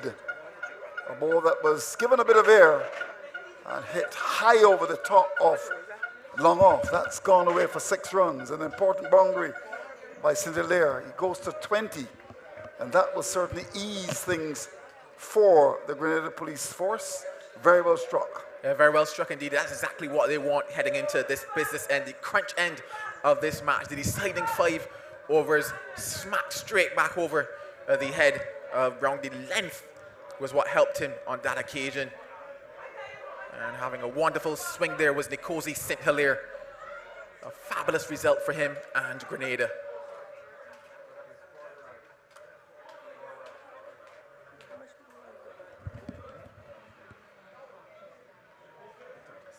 So I have to be very quiet. St. Hilaire looking to launch an assault. So we had a 4 and a 6. He's gone to 21. So the equation 38 to get from 27 balls. One would think it would be in Grenada's favor here. They've got wickets in the bag. They've got the experience of a Cato. And one would think that they should get up to win, but you never know. Wicket or 2, the game could change, as we saw when Barbados played. Yeah, I still think it's very evenly poised at this stage, especially given that Trinidad were able to get 51 in the last 5. A couple less required for Grenada, but as you rightfully said, a couple quick wickets here puts that pressure back onto them. But for Grenada, it just needs to be smart cricket, and this is exactly that, working the ball around nicely. Back for that second again. Good over. So far, 12 coming. Yeah, it's just going to take sensible cricket here for Grenada. No real risk required from them. All risk have to be taken by Trinidad and Tobago here in terms of looking for that wicket.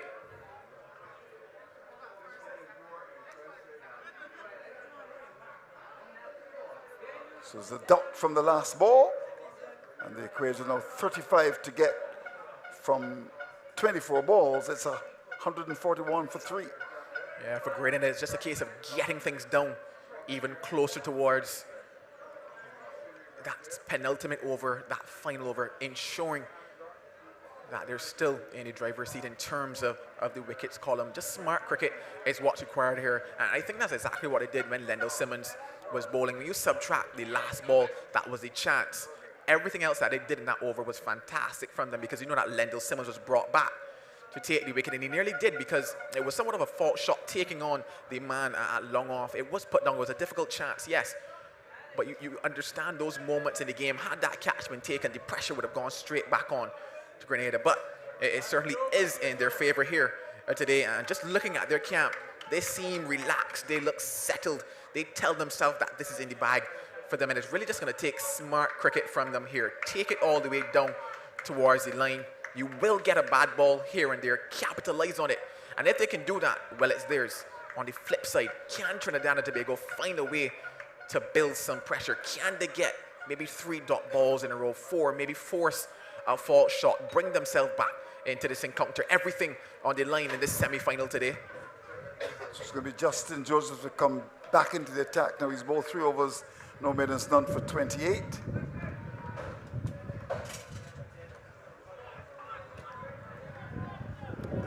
Hurried for the first, will come back for the second.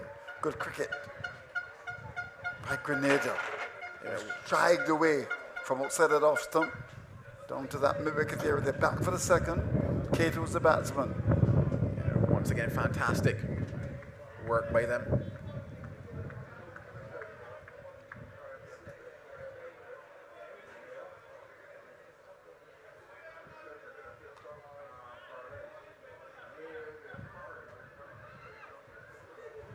Chipping away quite nicely. Just what's required from them. No risk required when you look at the equation.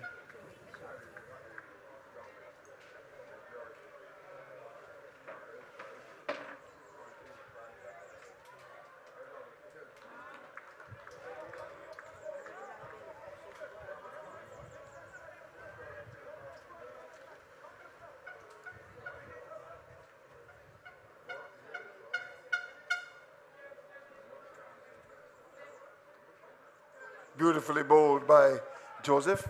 Last 2 deliveries, not a run scored. Now this is an important delivery because not a run scored. Some batsmen may want to go for broke. Some may be patient. Let's see. And again, very well bowled indeed. Just 3 from the over. Can Joseph finish strongly here? He's been good so far. Wouldn't want to concede a boundary.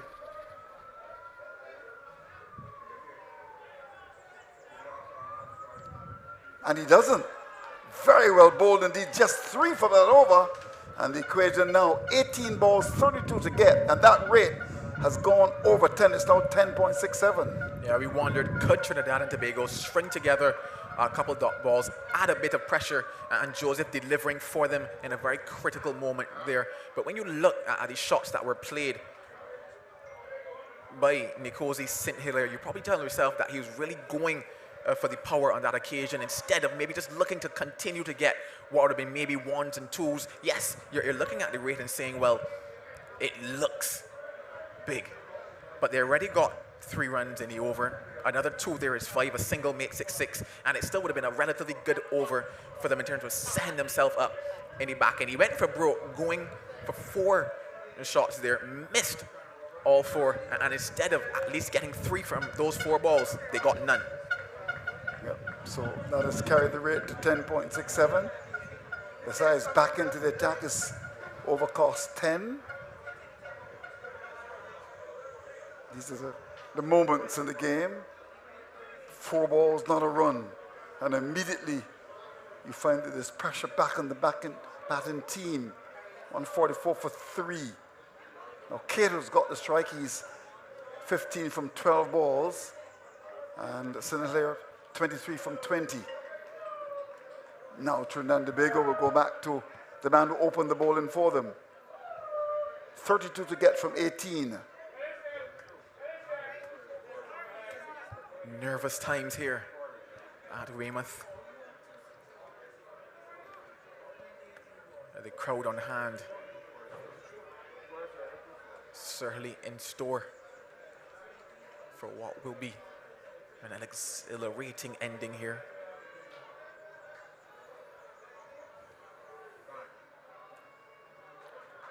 So a little push away for single coming from Cato.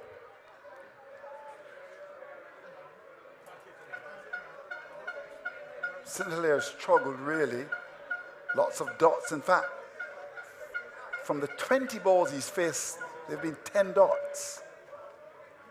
He's had a 6 and a 4. And Cato was comfortable and given him a single with 5 to come.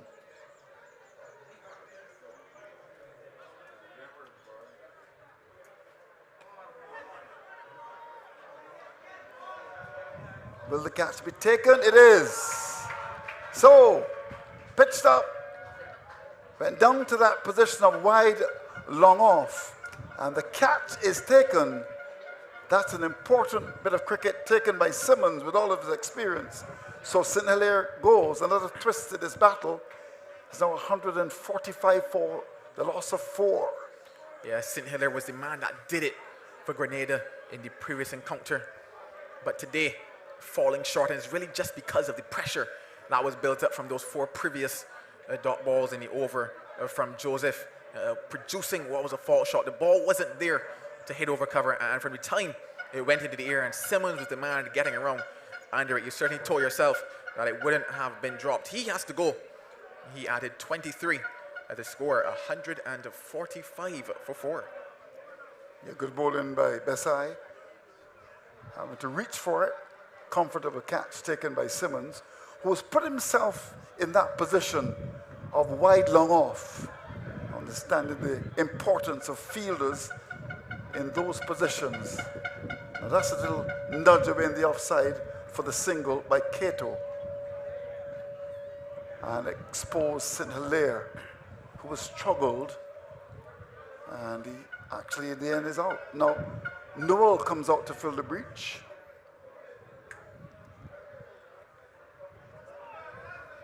The backward point comes in a couple steps to try to stop that single. Here's Besai.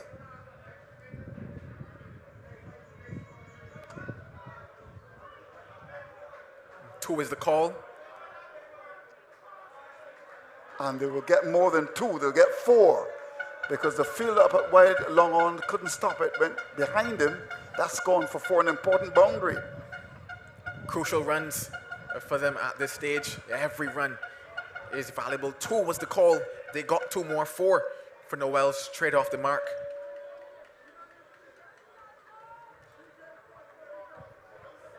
Keeper not happy at all about the fielder done that wide long on.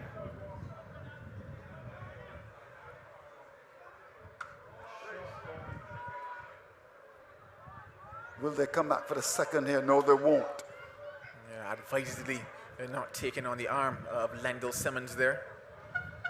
What that boundary though did was bring up the 150 for Grenada, but they certainly won't be looking at that right now. It's more so at the equation. 26 needed from 14.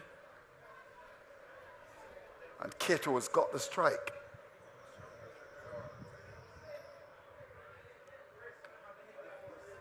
Intelligent cricket, just turning the ball away.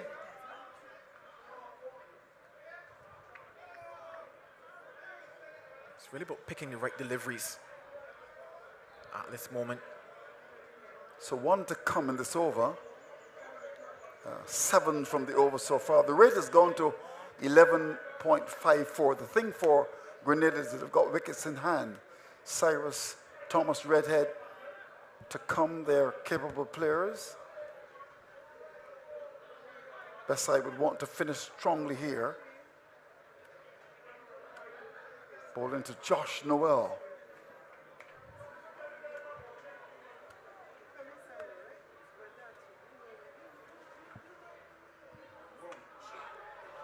That's in the air. Will the catch be taken? It's dropped. Oh my golly. Long on could not take the catch, and instead they're going to come back for what would be the second run or the third? The third. Well, that has been a problem for Trinidad and Tobago today. It was in the air for quite a long time, and long on came across. He should have gobbled that. He didn't. And instead of wicket, Trinidad and Tobago put his service conceding 3. That could be important. Yeah, So it certainly could be important. Yeah, that one skying off the bat. It would have taken some catching, yes, but at this level, at this stage, you would have to tell yourself that he did the hard yards. He got there, but put it down in the end. It's in fact the third catch that Trinidad and Tobago have dropped in this innings. They dropped Regis, they dropped Jeremiah, and now dropping Cato. And well, will they regret that? Did they drop the game just now is the question that everybody is probably wondering. And to drop Cato, he's such a smart cricketer. You're right. I mean, that could prove costly for them. So Lendl Simmons will bowl over number 19. The equation 22 to get from 12 balls. Wickets are in hand. Fielding of Trinidad and Tobago police service, not the best today. And it could be costly. So we're down to the wire here.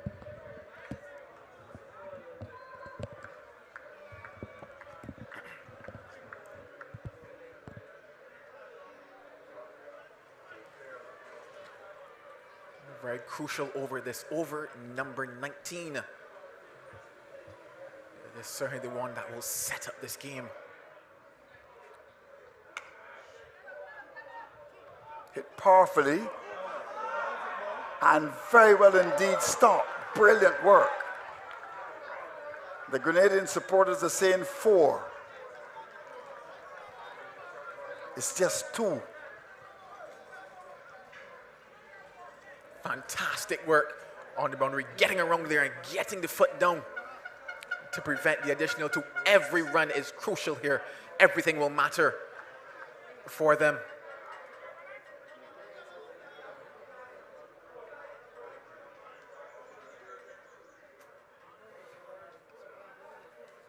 And we see a change now to the field. The man from deep square leg comes in, and they're going to employ something that we've seen quite often in limited overs games, creeping to the game, a man straight back in line with the umpire. You usually see it employed for the likes of Bravo and Pollard. And Simmons is opting to employ it here. So a man at long off and long on, and a man directly behind the umpire as well.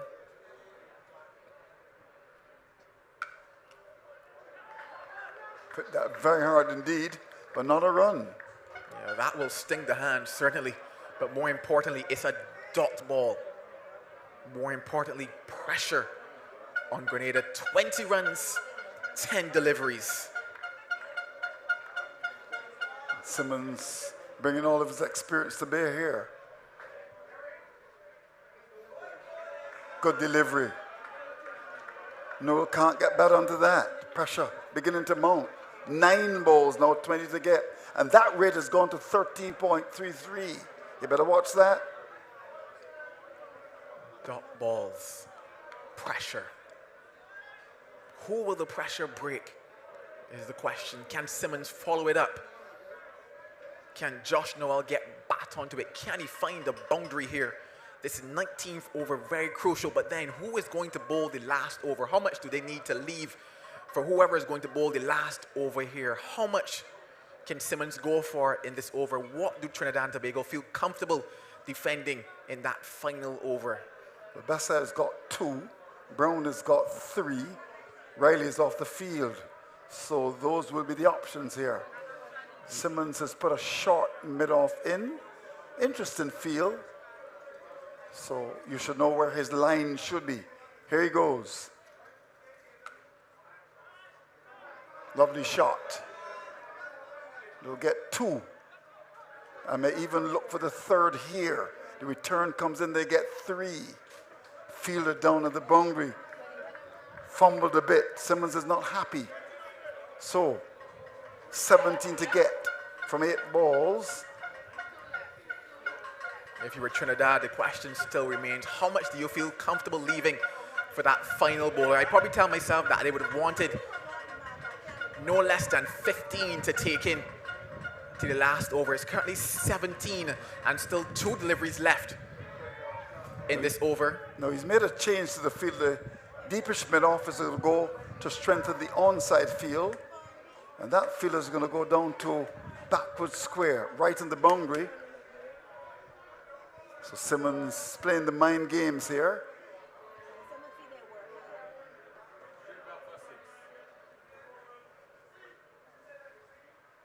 Beautifully bowled indeed. Very well bowled indeed. Yorker length delivery. And Cato could not get back onto that. What a delivery. Oh, fantastic. And that is where the experience is showing currently for Lendl Simmons. When they need the man to come up trumps, it's him. And he's certainly bowling what is a fantastic 19th over here. He's got 1 ball left. 70 to get from 7. And can Can you imagine if there's a dot ball here? We shall see. Here's Simmons to bowl to Cato. And it's gone away for 4. No protection on that third man. Well, well, well. 13 to get from the last 6 balls. An important boundary struck by Cato.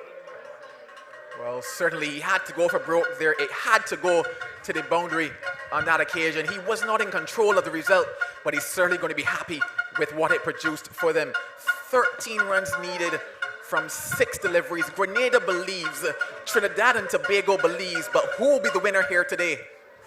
I'm a little bit surprised that Simmons, bowling with that line outside the off-stump, did not protect the third man area.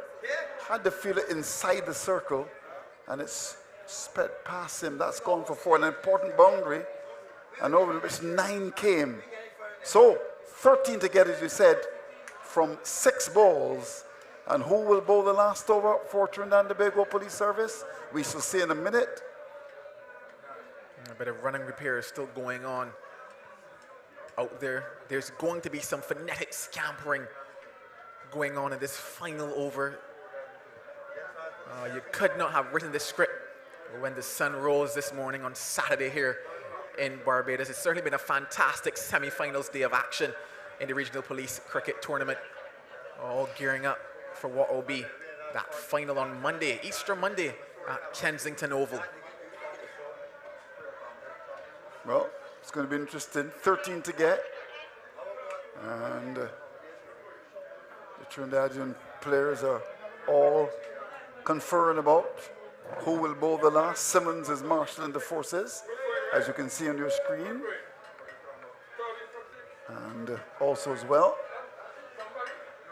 Noel is down. No, in fact, that's Kate who's down, but he's all right. Just up now to battle away for his country.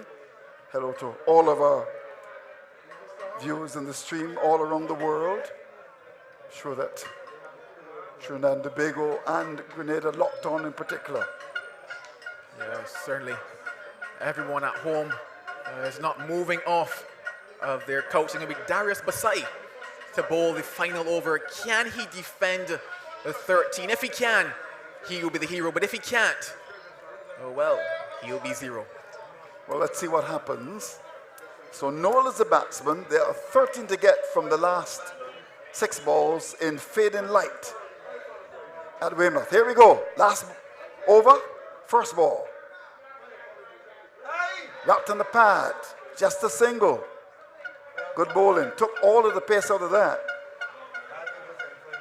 12 from 5. Yep. That is what Grenada need. Now Cato is the batsman. There's a wide long off, a wide long on, and there's also a short third man who's going to come back a bit. Here's Besai to bowl to Cato. And he's bowled him. He has bowled him. Taken a lot of pace out of that delivery. And that's a cruel blow struck by Trinidad and Tobago Police Service. Cato goes for 21. And look at this, the equation. They now require 12 from 4. And the big snapper has been caught. Well, they needed a dot ball. They got a wicket. And that wicket is also a dot ball for them. Cato, well, he cannot believe it. He wanted to be the one to bring his side home. It's going to have to be someone else today. 164 for 5, and Darryl Cyrus, he strides out with a nation on his shoulders, a nation wanting him to bring them home, to bring them to the final. Will he be the man for the moment? The thing about the bowling of Besai, took all the pace out of it. The very first ball he actually bowled to Noel as well, hit the pad, went for a leg by, and completely kerfuffled Cato with a change of pace. That's the importance of variation. Now, 4 balls, 12 runs to get. Where's your money? Mine is in my pocket. We shall see. Can Grenada get over the line? Can Trinidad and Tobago get over the line? Cyrus waits. The light is not the best. Here he goes to Cyrus. And Cyrus is bold! And Besai is the hero for Trinidad and Tobago. Again, pace off, a big swing, and Cyrus departs. Now, 12 to get from 3, advantage Trinidad and Tobago. You could not predict this at all. You could not tell yourself that this is what the second semi-final of the day would come down to. It comes down to Darius Besai. It comes down to Trinidad and Tobago standing up in the darkness in the moments that matter. And wicket number 6 is down, but more importantly, a dot ball and a step closer to the final on Monday. Yeah, indeed. And all of a sudden, Besai is doing a hat trick as well. Well. This game has been turned inside out by some very good bowling by Besai, using all of his intelligence, playing with a washpan of common sense. And now, Trinidad and Tobago, they are in front. The new batsman coming out to do battle is Campbell has come back, the captain. Can he do it? Here we go. Now where's that gone? That's gone a long way. That's gone for 6. What a performance by the captain. It's going over long on. The business of a leader is to turn obstacles as the stepping stones and disaster into triumph. And despite his injury, Campbell has come good. The equation, they require 6 from 2. What a big body blow here at Weymouth. Yes, certainly a man for the moment, and no better than the skipper himself. He comes out, and that one, missing the length on that occasion, could ill afford it. And well, he disappeared into the darkness. 6 needed. They're 1 stroke away from making their way to the promised land here. Can they do it? Will he put on the cape? Will he fly?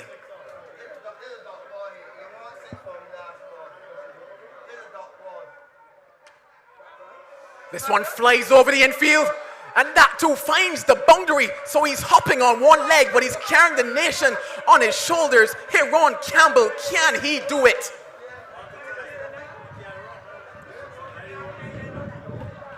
What a shot. What a shot from Campbell. What a shot from Campbell. How has this game changed? 2 balls, 10 runs. And here we go. Over cover. Gone away for 4. Advantage now to Grenada. Ladies and gentlemen, 1 to tie, 2 to win. How will this game go? Where do they put their fielders? There is confusion at the moment, pandemonium all around.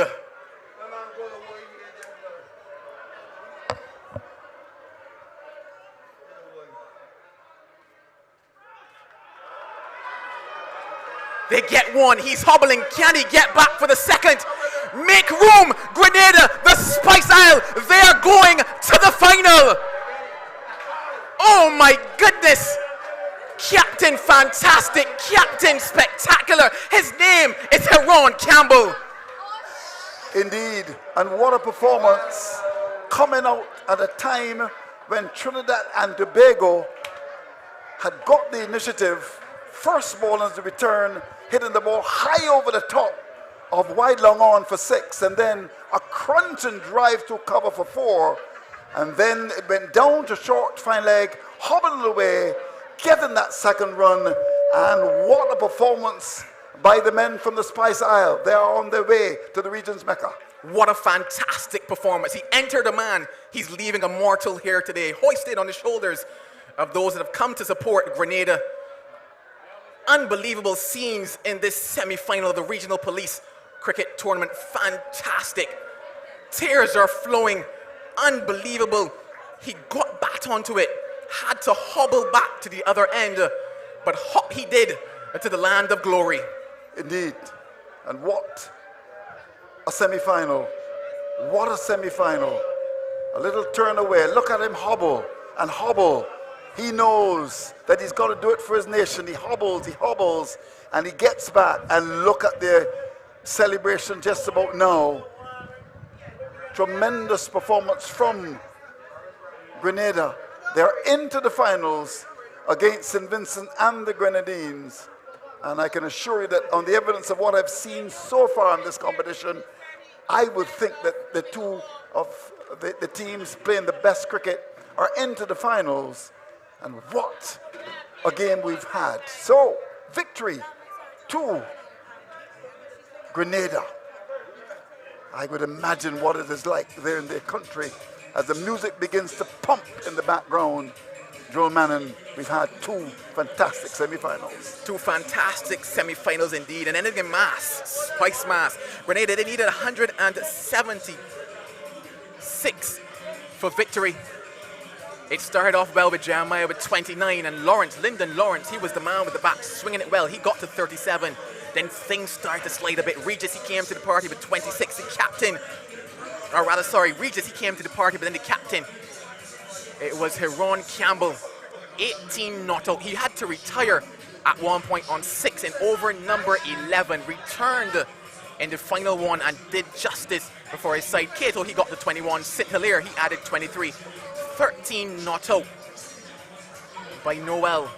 Oh my days, what an absolutely fantastic day of cricket we've been treated to. A party atmosphere here right now, and why not? Why not? What a day of cricket. When we came here this morning, when the sun rose, no one knew that this is what it would come down to. But the finals, they're upon us now.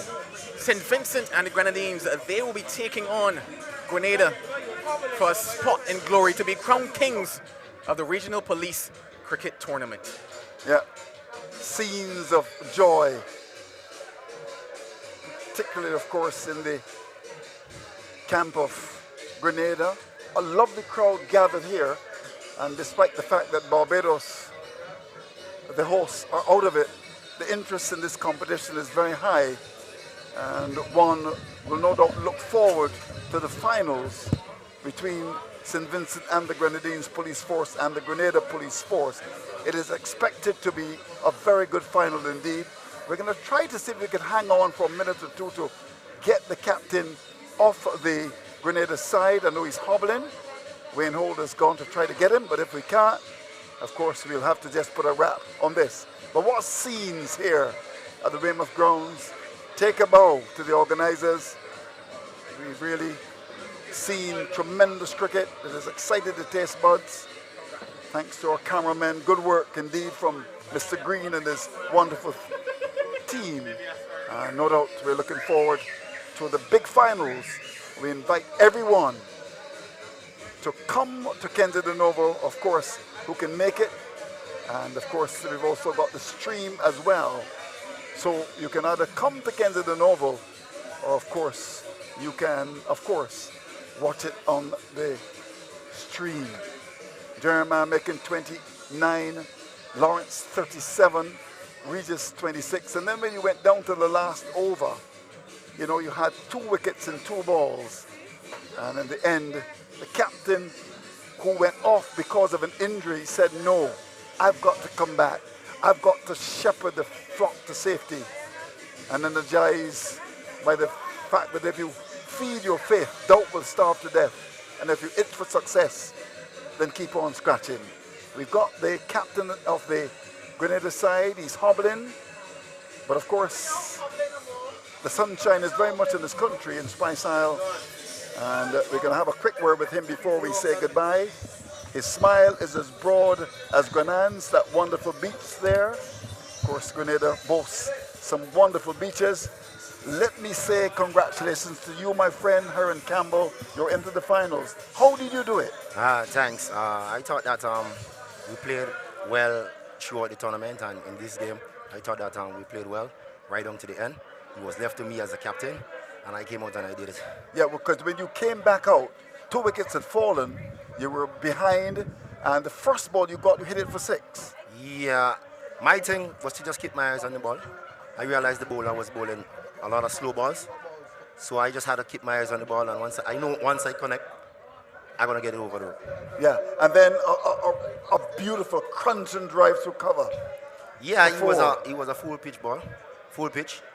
Just got bat on it and he went to the boundary. And then we came down to a situation where you needed 2 runs from 1 ball. You hobbled for the first, you hobbled for the second, but it was so vitally important for you to win the game for Grenada. Yeah, he was rather important to me and the team. My thing was to just get bat on it and take off, and I did so. What's the nature of the injury? I'm not getting pain at the moment. I got my physio. He's going to do some work on me for the finals, for sure. So you should be fit and ready like Freddie for the finals. Certainly. Up. I will. Okay, so fine. Well, what do you have to say finally before you go to the people back in Grenada? I just want to say thanks for the support so far, and I hope that you guys will continue supporting us as we go into the finals, and we're going to bring back the bacon home. Indeed, and you really have played very well. You've got to play against St. Vincent. Any word on them? Well, St. Vincent is a team that we are accustomed playing. You know, they got a lot of good players, but we have a lot of good players in our setup as well, so it's going to be an exciting game. But I'm certain that I'm going to bring the bacon home. Bring the bacon home. Yes. And of course, all of Grenada will be quite happy if you do that. Thanks for coming to the microphones, and enjoy the rest of your evening. All right, thanks. So there you have it, a victory for the Grenada Police Force. Of course, they're going to play against the St. Vincent Police Force on Monday. The game is scheduled for 2 o'clock at the region's Mecca. And the attention, of course, is turned to Heron Campbell, that you spoke to a wounded warrior and inspired by the thought that if you feed your faith, doubt will starve to death. And he knows, like all of us, that the business of a leader is to turn obstacles into stepping stones and disaster into triumph. I'm Andrew Mason. Here's hoping for a brighter tomorrow. It's good night.